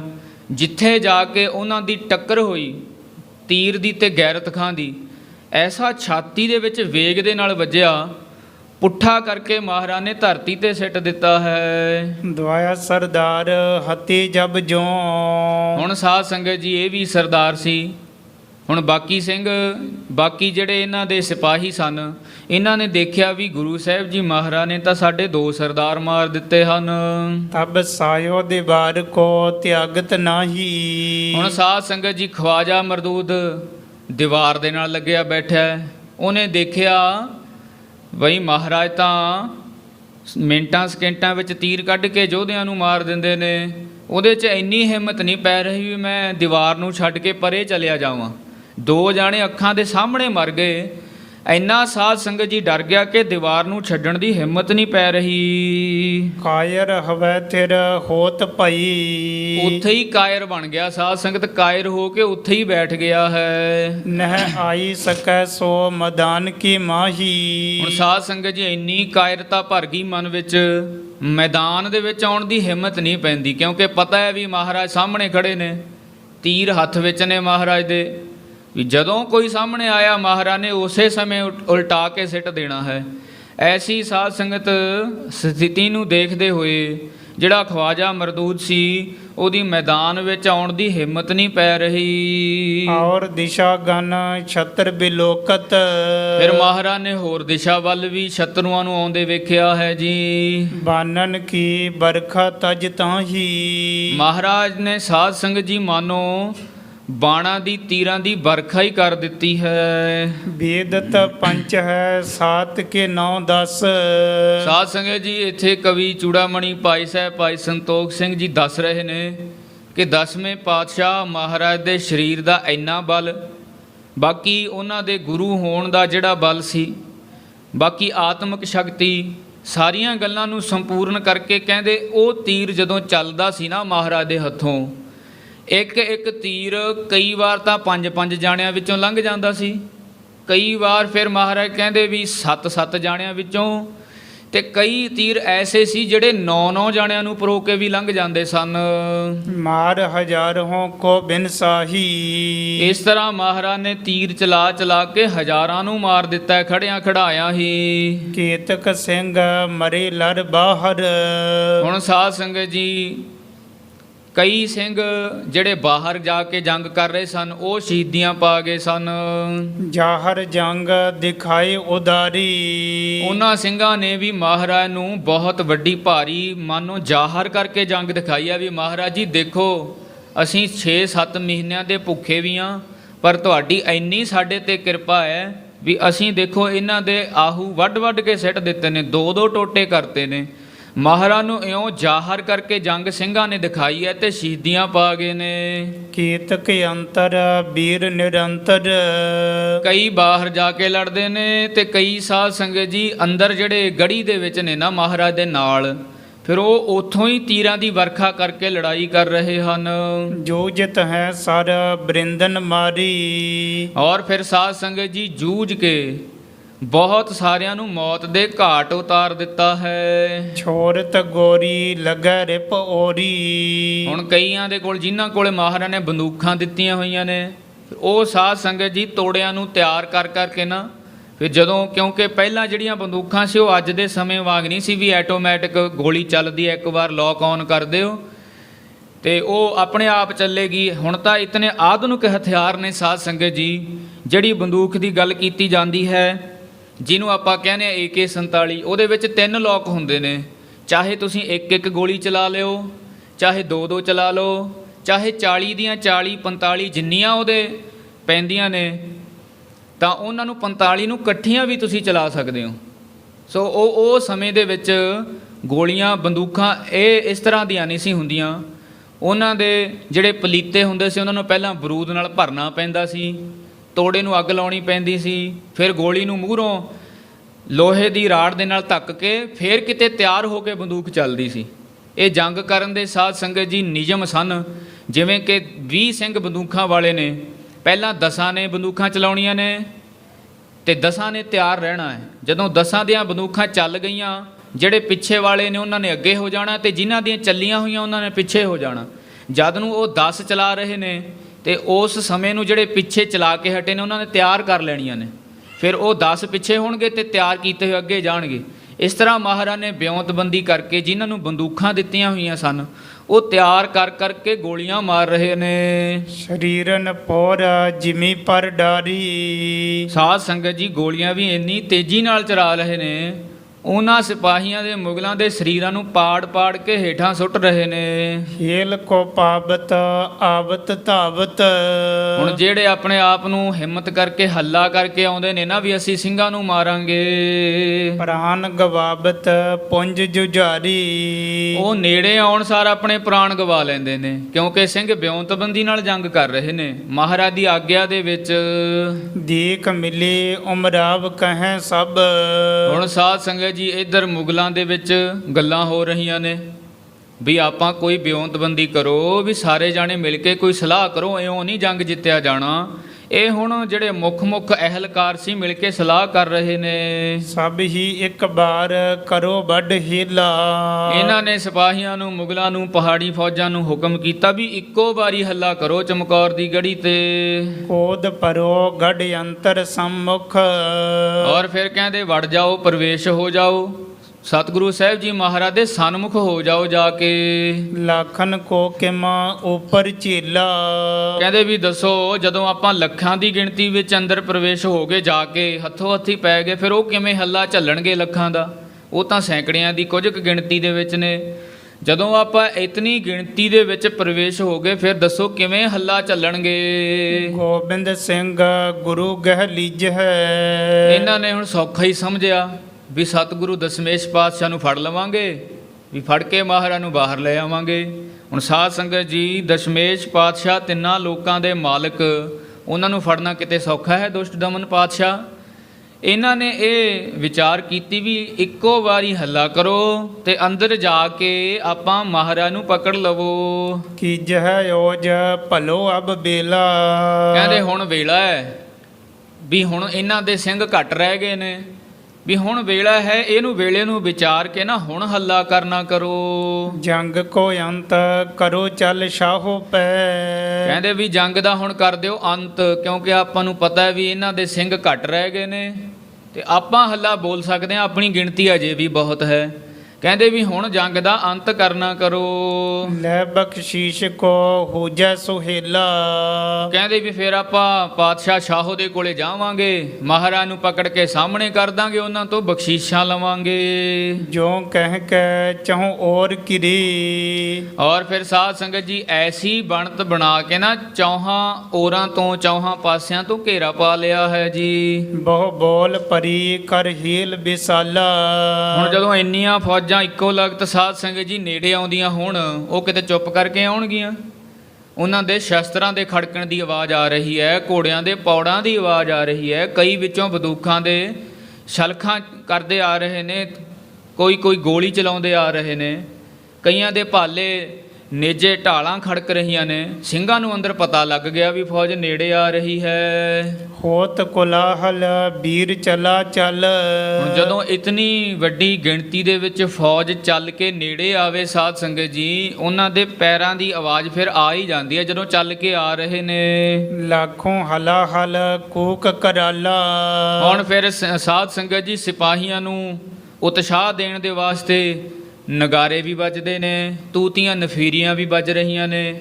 ਹੁਣ ਜਿਹੜੇ ਜੰਗ ਦੇ ਵਿੱਚ ਸਾਜ਼ ਹੁੰਦੇ ਨੇ ਸਾਧ ਸੰਗਤ ਜੀ, ਇਹ ਜੰਗੀ ਸਾਜ਼ ਵੀ ਵੱਖਰੇ ਹੋਇਆ ਕਰਦੇ ਨੇ, ਜਿਨ੍ਹਾਂ ਦੇ ਨਾਲ ਸਿੰਘਾਂ ਨੂੰ ਹਿਰਦੇ ਦੇ ਅੰਦਰ ਉਤਸ਼ਾਹ ਪੈਦਾ ਹੋਵੇ, ਸਿਪਾਹੀਆਂ ਦੇ ਉਤਸ਼ਾਹ ਪੈਦਾ ਹੋਵੇ, ਐਸੇ ਸਾਜ਼ ਵਜਾਏ ਜਾਂਦੇ ਨੇ। ਸੋ ਉਹ ਸਾਜ਼ ਵੀ ਵੱਜ ਰਹੇ ਨੇ, ਸਿੰਘਾਂ ਨੂੰ ਆਵਾਜ਼ ਆ ਗਈ ਹੈ। ਛੋਟ ਤਪੰਗ ਤੜਾ ਪੜ ਮਾਚਤ। ਹੁਣ ਵਿੱਚੋਂ ਬੰਦੂਕਾਂ ਵੀ ਚੱਲ ਰਹੀਆਂ, ਤੜਾ ਭੜ ਹੋ ਰਹੀ ਹੈ ਬੰਦੂਕਾਂ ਦੀ। ਰਾਚਤ ਸਰਾਉਣ ਪਿਰੀ ਅਲਵਾਲਾ। ਹੁਣ ਸਾਧ ਸੰਗਤ ਜੀ ਉੱਥੇ ਖੂਨ ਕਹਿੰਦੇ ਅਲਬੇਲਾ ਹੋ ਕੇ ਫਿਰ ਰਿਹਾ, ਮਸਤਾਨਾ ਹੋਇਆ ਪਿਆ। ਕਦੇ ਕਿਧਰੇ ਨੂੰ ਤਤੀਰੀਆਂ ਵਗ ਰਹੀਆਂ ਨੇ, ਕੋਈ ਕਿਤੇ ਡਿੱਗਿਆ ਪਿਆ ਹੈ, ਮਾਨੋ ਧਰਤੀ ਨੇ ਲਾਲ ਚੁੰਨੀ ਲਈ ਹੋਈ ਹੈ, ਐਸਾ ਖੂਨ ਦਾ ਹਾਲ ਹੈ। ਕਾਇਲ ਹਵੈ ਗਿਰ ਭੂਮ ਪਰੀ। ਹੁਣ ਕਈ ਸਾਧ ਸੰਗਤ ਜੀ ਜੰਗ ਯੁੱਧ ਦੇ ਵਿੱਚ ਘਾਇਲ ਹੋ ਕੇ, ਕਿਸੇ ਦੀ ਲੱਤ ਕੱਟੀ ਗਈ ਹੈ, ਕਿਸੇ ਦੀ ਬਾਂਹ ਕੱਟੀ ਗਈ ਹੈ, ਕਿਸੇ ਦੇ ਛਾਤੀ ਵਿੱਚ ਫੱਟ ਹੋ ਗਿਆ ਹੈ, ਕਿਸੇ ਦੀ ਬੱਖੀ ਵਿੱਚ ਸ਼ਸਤਰ ਵੱਜਿਆ ਹੈ, ਇਸ ਤਰ੍ਹਾਂ ਕਈ ਡਿੱਗੇ ਪਏ ਹਨ। ਤਰਪੈ ਤਨ ਲੋਟਤ ਪ੍ਰਾਪਤ ਕਾਲਾ। ਇਉਂ ਲਿਟਦੇ ਹੀ ਫਿਰਦੇ ਨੇ ਸਾਧ ਸੰਗਤ। ਹੁਣ ਜਿਹੜੇ ਜ਼ਖਮ ਹੁੰਦੇ ਨੇ ਸ਼ਸਤਰਾਂ ਦੇ ਕੀਤੇ ਹੋਏ ਨਾ, ਇੱਥੇ ਕੋਈ ਕੰਡਾ ਲੱਗ ਜਾਵੇ ਫਿਰ ਸਾਧ ਸੰਗਤ ਇਨਸਾਨ ਤੜਫ ਜਾਂਦਾ ਹੈ, ਪਰ ਉੱਥੇ ਤਾਂ ਵੱਡੇ ਵੱਡੇ ਸ਼ਸਤਰ। ਹੁਣ ਕਿਹੜੇ ਕਿਹੜੇ ਸ਼ਸਤਰ ਹੋ ਸਕਦੇ ਨੇ ਜੰਗ ਦੇ ਵਿੱਚ, ਕੋਈ ਅੰਦਾਜ਼ਾ ਨਹੀਂ ਸਾਧ ਸੰਗਤ ਜੀ। ਸੋ ਜਿਨ੍ਹਾਂ ਦੇ ਸ਼ਸਤਰ ਵੱਜੇ ਉਹ ਲਿਟਦੇ ਹੀ ਫਿਰਦੇ ਨੇ, ਇੰਨਾ ਦਰਦ ਹੋ ਰਿਹਾ, ਇੰਨੇ ਤੜਫ ਰਹੇ ਹਨ। ਸ੍ਰੀ ਗੁਰੂ ਗੋਬਿੰਦ ਸਿੰਘ ਬਿਲੋਕਤ। ਹੁਣ ਸਤਿਗੁਰੂ ਧੰਨ ਗੁਰੂ ਦਸ਼ਮੇਸ਼ ਪਾਤਸ਼ਾਹ ਨੇ ਵੀ ਇਹ ਗੱਲ ਦੇਖ ਲਈ ਹੈ ਵੀ ਇਹ ਨੇੜੇ ਆ ਗਏ ਹਨ। ਰੋਕਤ ਸ਼ੋਕ ਦੀ ਸ਼ਤਰੁਨ ਕੋ। ਹੁਣ ਸਾਧ ਸੰਗਤ ਮਹਾਰਾਜ ਅੰਦਰੋਂ ਘੱਟ ਨਹੀਂ ਗੁਜ਼ਾਰ ਰਹੇ, ਕਿਉਂਕਿ ਸਾਧ ਸੰਗਤ ਜੀ ਗੁਰੂ ਸ਼ੀਸ਼ਾ ਰੂਪ ਹੈ। ਜਿਹੜਾ ਪ੍ਰੇਮ ਨਾਲ ਆਵੇਗਾ ਉਹਨੂੰ ਪ੍ਰੇਮ ਪ੍ਰਾਪਤ ਹੋਵੇਗਾ, ਜਿਹੜਾ ਚੜ੍ਹ ਕੇ ਆਵੇਗਾ ਫਿਰ ਉਹਦੇ ਨਾਲ ਦੋ ਦੋ ਹੱਥ ਵੀ ਕਰ ਲਏ ਜਾਂਦੇ ਹਨ। ਛੇਵੇਂ ਪਾਤਸ਼ਾਹ ਮਹਾਰਾਜ ਧੰਨ ਗੁਰੂ ਹਰਗੋਬਿੰਦ ਸਾਹਿਬ ਜੀ ਮਹਾਰਾਜ ਨੇ ਸ਼੍ਰੀ ਹਰਿਮੰਦਰ ਸਾਹਿਬ ਦੇ ਪੂਰਾ ਸਾਹਮਣੇ, ਬਿਲਕੁਲ ਸਾਹਮਣੇ ਸ਼੍ਰੀ ਅਕਾਲ ਤਖਤ ਸਾਹਿਬ ਦੀ ਉਸਾਰੀ ਕੀਤੀ ਹੈ। ਮਹਾਰਾਜ ਨੇ ਇਹੀ ਉਸਾਰੀ ਕਰਕੇ ਸਾਬਤ ਕੀਤਾ ਹੈ ਕਿ ਜੇ ਸ਼੍ਰੀ ਹਰਿਮੰਦਰ ਸਾਹਿਬ ਤੋਂ ਨਾਮ ਦਾ ਦਾਨ ਮਿਲਦਾ ਹੈ ਨਾ, ਜੇ ਕੋਈ ਇੱਥੇ ਪ੍ਰੇਮ ਨਾਲ ਆਵੇ ਉਹਨੂੰ ਪ੍ਰੇਮ ਬਖਸ਼ਿਸ਼ ਕੀਤਾ ਜਾਂਦਾ ਹੈ। ਫਿਰ ਜੇ ਕੋਈ ਚੜ੍ਹ ਕੇ ਆ ਜਾਵੇ ਨਾ, ਫਿਰ ਅਸੀਂ ਦੋ ਤਲਵਾਰਾਂ ਪਾ ਕੇ ਤਿਆਰ ਬੈਠੇ ਹਾਂ, ਦੋ ਦੋ ਹੱਥ ਵੀ ਉਹਦੇ ਨਾਲ ਕਰ ਹੀ ਲਵਾਂਗੇ। ਗੁਰੂ ਸਾਹਿਬ ਜੀ ਮਹਾਰਾਜ ਨੇ ਫਿਰ ਇਹੀ ਸੰਦੇਸ਼ ਦਿੱਤਾ। ਹੁਣ 10ਵੇਂ ਪਾਤਸ਼ਾਹ ਮਹਾਰਾਜ, ਹੁਣ ਉਹ ਵੀ ਉਹੀ ਰੂਪ ਨੇ ਸਾਧ ਸੰਗਤ ਜੀ। ਜਦੋਂ ਨੇੜੇ ਆਏ ਮਹਾਰਾਜ ਜੀ ਐਸੇ ਸ਼ਸਤਰ ਵਾਹ ਰਹੇ ਨੇ, ਐਸੇ ਤੀਰ ਛੱਡ ਰਹੇ ਨੇ, ਮਾਨੋ ਦੁੱਖ ਦੇ ਦੇ ਕੇ ਇਹਨਾਂ ਦੀਆਂ ਜਾਨਾਂ ਕੱਢ ਰਹੇ ਨੇ। ਬਾਣ ਸਮੂਹ ਪ੍ਰਹਾਰਤ ਹੈ ਵੱਧ। ਹੁਣ ਸਾਧ ਸੰਗਤ ਜੀ ਮਾਨੋ ਤੀਰਾਂ ਦੇ ਸਮੂਹ ਚਲਾ ਰਹੇ ਨੇ, ਕਿਉਂਕਿ ਇਕੱਲੇ ਮਹਾਰਾਜ ਜੀ ਤੀਰ ਨਹੀਂ ਸੀ ਚਲਾਉਂਦੇ ਸਾਧ ਸੰਗਤ। ਮਹਾਰਾਜ ਦੇ ਨਾਲ ਸਿੰਘ ਵੀ ਐਸੇ ਸਨ ਜਿਹੜੇ ਤੀਰਾਂ ਨੂੰ ਚਲਾਉਣ ਵਾਲੇ ਸੀ। ਇਕੱਠੇ ਹੀ ਸਾਧ ਸੰਗਤ ਤੀਰਾਂ ਦੇ ਸਮੂਹ ਚਲਾ ਕੇ ਇਹਨਾਂ ਨੂੰ ਮੌਤ ਦੇ ਘਾਟ ਉਤਾਰ ਰਹੇ ਨੇ। ਆਗੀ ਜੋ ਆਵਤ ਦਹਿ ਹਨ ਕੋ। ਹੁਣ ਸਾਧ ਸੰਗਤ ਜਿਹੜਾ ਮਾੜਾ ਜਿਹਾ ਵੀ ਅੱਗੇ ਹੁੰਦਾ ਹੈ ਨਾ, ਥੋੜਾ ਜਿਹਾ ਵੀ ਅੱਗੇ ਹੋ ਕੇ ਚੱਲਦਾ ਹੈ, ਉਸੇ ਟਾਈਮ ਉਹਨੂੰ ਮਾਰ ਕੇ ਧਰਤੀ ਤੇ ਸਿੱਟ ਦਿੰਦੇ ਹਨ। ਲੋਥਨ ਪੋਥਨ ਢੀਰ ਗਏ ਲੱਗ। ਹੁਣ ਸਾਧ ਸੰਗਤ ਇੰਨੀਆਂ ਲੋਥਾਂ, ਹੁਣ ਜਿੱਥੇ ਲੱਖਾਂ ਦੀ ਗਿਣਤੀ ਦੇ ਵਿੱਚ ਜੰਗ ਹੋ ਰਿਹਾ ਹੋਵੇ, ਉੱਥੇ ਲੋਥਾਂ ਕਿੰਨੀਆਂ ਹੋਣਗੀਆਂ ਕੋਈ ਅੰਦਾਜ਼ਾ ਨਹੀਂ ਲਾ ਸਕਦਾ। ਵਿੱਚੇ ਤਾਂ ਸਿੰਘਾਂ ਦੀਆਂ ਲੋਥਾਂ ਨੇ, ਕਿਉਂਕਿ ਸਿੰਘਾਂ ਦੀ ਗਿਣਤੀ ਘੱਟ ਸੀ, ਇਹਨਾਂ ਦੀਆਂ ਘੱਟ ਨੇ ਸਾਧ ਸੰਗਤ। ਸਿੰਘ ਸ਼ਹੀਦੀ ਪਾ ਗਏ ਸਨ ਨਾ, ਸਿੰਘਾਂ ਦੇ ਸਰੀਰ ਘੱਟ ਨੇ ਤੇ ਮੁਗਲਾਂ ਦੇ ਪਹਾੜੀ ਰਾਜਿਆਂ ਦੀਆਂ ਸੈਨਾ ਦੇ ਸਰੀਰ ਵੱਧ ਪਏ ਨੇ। ਤਾਂ ਉੱਥੇ ਸਾਧ ਸੰਗਤ ਜੀ ਢੇਰਾਂ ਦੇ ਢੇਰ ਲੱਗ ਗਏ ਨੇ ਲੋਥਾਂ, ਤੇ ਲੋਥਾਂ ਚੜ੍ਹ ਗਈਆਂ ਨੇ। ਉੱਪਰ ਨੀਚੇ ਪਰੀ ਤਨ ਕੋ। ਹੁਣ ਸਾਧ ਸੰਗਤ ਕਈਆਂ ਦੇ ਸਰੀਰ ਉੱਪਰ ਪਏ ਨੇ ਤੇ ਕਈਆਂ ਦੇ ਥੱਲੇ ਪਏ ਨੇ। ਕਈਆਂ ਦੇ ਪ੍ਰਾਣ ਨਿਕਲ ਗਏ ਨੇ ਤੇ ਕਈਆਂ ਦੇ ਨਿਕਲਣ ਵਾਲੇ ਨੇ। ਕਈਆਂ ਦੇ ਫੱਟ ਲੱਗ ਕੇ ਪ੍ਰਾਣ ਵਿਨਾਸ਼ ਹੋ ਚੁੱਕੇ ਨੇ, ਪਰ ਕਈ ਜਿਹੜੇ ਅਜੇ ਤੜਫ ਰਹੇ ਨੇ ਨਾ, ਉਹ ਵੀ ਢੇਰ ਦੇ ਹੇਠਾਂ ਆ ਕੇ ਕੂਕਾਂ ਹੀ ਮਾਰ ਰਹੇ ਹਨ। ਜਿਉਂ ਗਿਰ ਸ੍ਰਿੰਗ ਸਰਵੈ ਜਲ ਕੋ। ਮਾਨੋ ਭਾਈ ਸਾਹਿਬ ਜੀ ਇਹ ਕਹਿੰਦੇ ਨੇ ਜਿਵੇਂ ਉੱਚੇ ਪਹਾੜ ਤੋਂ ਕਹਿੰਦੇ ਜਲ ਵਹਿੰਦਾ ਹੈ ਨਾ ਪਹਾੜ ਦੇ ਨਾਲ ਲੱਗ ਲੱਗ ਕੇ। ਤਿਮ ਸਰਾਉਣ ਚੱਲਿਓ ਸ਼ਬ ਢੇਰਨ ਕੋ। ਹੁਣ ਉਹਨਾਂ ਢੇਰਾਂ ਦੇ ਵਿੱਚੋਂ ਵੀ ਖੂਨ ਵਗ ਰਿਹਾ ਹੈ, ਕਿਉਂਕਿ ਕਈਆਂ ਦੇ ਤਾਜ਼ੇ ਫੱਟ ਲੱਗੇ ਹੋਏ ਨੇ ਤੇ ਕਈ ਸ਼ਹੀਦ ਹੋਏ ਪਏ ਨੇ। ਜਿਨ੍ਹਾਂ ਦੇ ਤਾਜ਼ੇ ਫੱਟ ਲੱਗੇ ਹੋਏ ਨੇ ਢੇਰਾਂ ਤੇ ਪਏ ਨੇ ਲੋਥਾਂ ਦੇ ਉੱਪਰ, ਉਹਨਾਂ ਦੇ ਵਿੱਚੋਂ ਤਾਜ਼ਾ ਖੂਨ ਨਿਕਲ ਰਿਹਾ ਹੈ। ਜਿਵੇਂ ਪਹਾੜ ਤੋਂ ਕਹਿੰਦੇ ਪਾਣੀ ਡਿੱਗਦਾ ਨਾ, ਉਹ ਢੇਰਾਂ ਦੇ ਉੱਪਰੋਂ ਇਉਂ ਖੂਨ ਡਿੱਗ ਰਿਹਾ ਹੈ। ਅਰਸਾਵਲ ਚੰਦ ਸਰੰਗ ਸੰਗ ਸੂਰੀ ਕਰੇ ਮਾਰ ਦੂਰੀ। ਹੁਣ ਜਿਹੜੇ ਵੀ ਨੇੜੇ ਨੇੜੇ ਆ ਰਹੇ ਸੀ ਤਾਂ ਸਿੰਘਾਂ ਨੇ ਸਾਧ ਸੰਗਤ ਜੀ ਮਾਰ ਮਾਰ ਕੇ ਨਾ ਬੜੇ ਦੂਰ ਕਰ ਦਿੱਤੇ ਹਨ। ਸੋ ਆਓ ਹੁਣ ਸਮੇਂ ਦੀ ਇਜਾਜ਼ਤ ਨਹੀਂ, ਅੱਗੇ ਜਿਸ ਪ੍ਰਕਾਰ ਸਤਿਗੁਰੂ ਸਾਹਿਬ ਜੀ ਮਹਾਰਾਜ ਨੇ ਹੋਰ ਵੀ ਘੋਰ ਜੰਗ ਕਰਨਾ ਹੈ ਤੇ ਗੁਰੂ ਸਾਹਿਬ ਜੀ ਮਹਾਰਾਜ ਦੇ ਵੱਡੇ ਸਾਹਿਬਜ਼ਾਦੇ ਬਾਬਾ ਅਜੀਤ ਸਿੰਘ ਜੀ, ਉਹਨਾਂ ਨੇ ਵੀ ਸਤਿਗੁਰੂ ਸਾਹਿਬ ਜੀ ਮਹਾਰਾਜ ਦੇ ਚਰਨਾਂ ਵਿੱਚ ਬੇਨਤੀ ਕਰਨੀ ਹੈ ਕਿ ਸੱਚੇ ਪਾਤਸ਼ਾਹ ਮਹਾਰਾਜ ਜੀ ਕਿਰਪਾ ਕਰੋ, ਮੈਨੂੰ ਵੀ ਆਗਿਆ ਦਿਓ, ਮੈਂ ਵੀ ਇਹਨਾਂ ਦੇ ਨਾਲ ਆਪਣੇ ਹੱਥ ਅਜਮਾ ਲਿਆਂ, ਦੋ ਦੋ ਹੱਥ ਕਰਕੇ ਇਹਨਾਂ ਨੂੰ ਵਿਖਾ ਦਿਆਂ ਕਿ ਜਿਹੜਾ ਜ਼ੁਲਮ ਹੈ ਉਹਨੂੰ ਖਤਮ ਕਰਨ ਵਾਸਤੇ ਹੀ ਅਸੀਂ ਪੈਦਾ ਹੋਏ ਹਾਂ। ਸੋ ਉਸ ਪ੍ਰਸੰਗ ਦੀ ਵਿਚਾਰ ਕੱਲ੍ਹ ਦੇ ਦੀਵਾਨ ਵਿੱਚ ਕੀਤੀ ਜਾਏਗੀ। ਇਸ ਪ੍ਰਕਾਰ ਗੁਰੂ ਦਸਮ ਪਾਤਸ਼ਾਹ ਧੰਨ ਗੁਰੂ ਗੋਬਿੰਦ ਸਿੰਘ ਸਾਹਿਬ ਜੀ ਮਹਾਰਾਜ ਗੁਰਤਾ ਗੱਦੀ ਤੇ ਬਿਰਾਜਮਾਨ ਹੋ ਕੇ ਵਡਭਾਗੇ ਗੁਰਸਿੱਖਾਂ ਤਾਈਂ ਨਿਹਾਲ ਕਰ ਰਹੇ ਹਨ ਜੀ। ਸਰੰਗ ਸੰਗ ਸੂਰੀ ਕਰੇ ਮਾਰ ਦੂਰੀ, ਤਿਰੇ ਓਟ ਲੈ ਕੇ ਮਹਾ ਤਰਾਸ ਕਹਿ ਕੇ। ਸਰੰਗ ਸੰਗ ਸੂਰੀ ਕਰੇ ਮਾਰ ਦੂਰੀ, ਤਿਰੇ ਓਟ ਲੈ ਕੇ ਮਹਾ ਤਰਾਸ ਕਹਿ ਕੇ। ਹੇ ਅਚੁੱਤ ਹੇ ਪਾਰ ਬ੍ਰਹਮ ਅਬਿਨਾਸੀ ਅਗਨਾਸ, ਹੇ ਪੂਰਨ ਹੇ ਸਰਬ ਮੈਂ ਦੁਖ ਭੰਜਨ ਗੁਣ ਤਾਸ।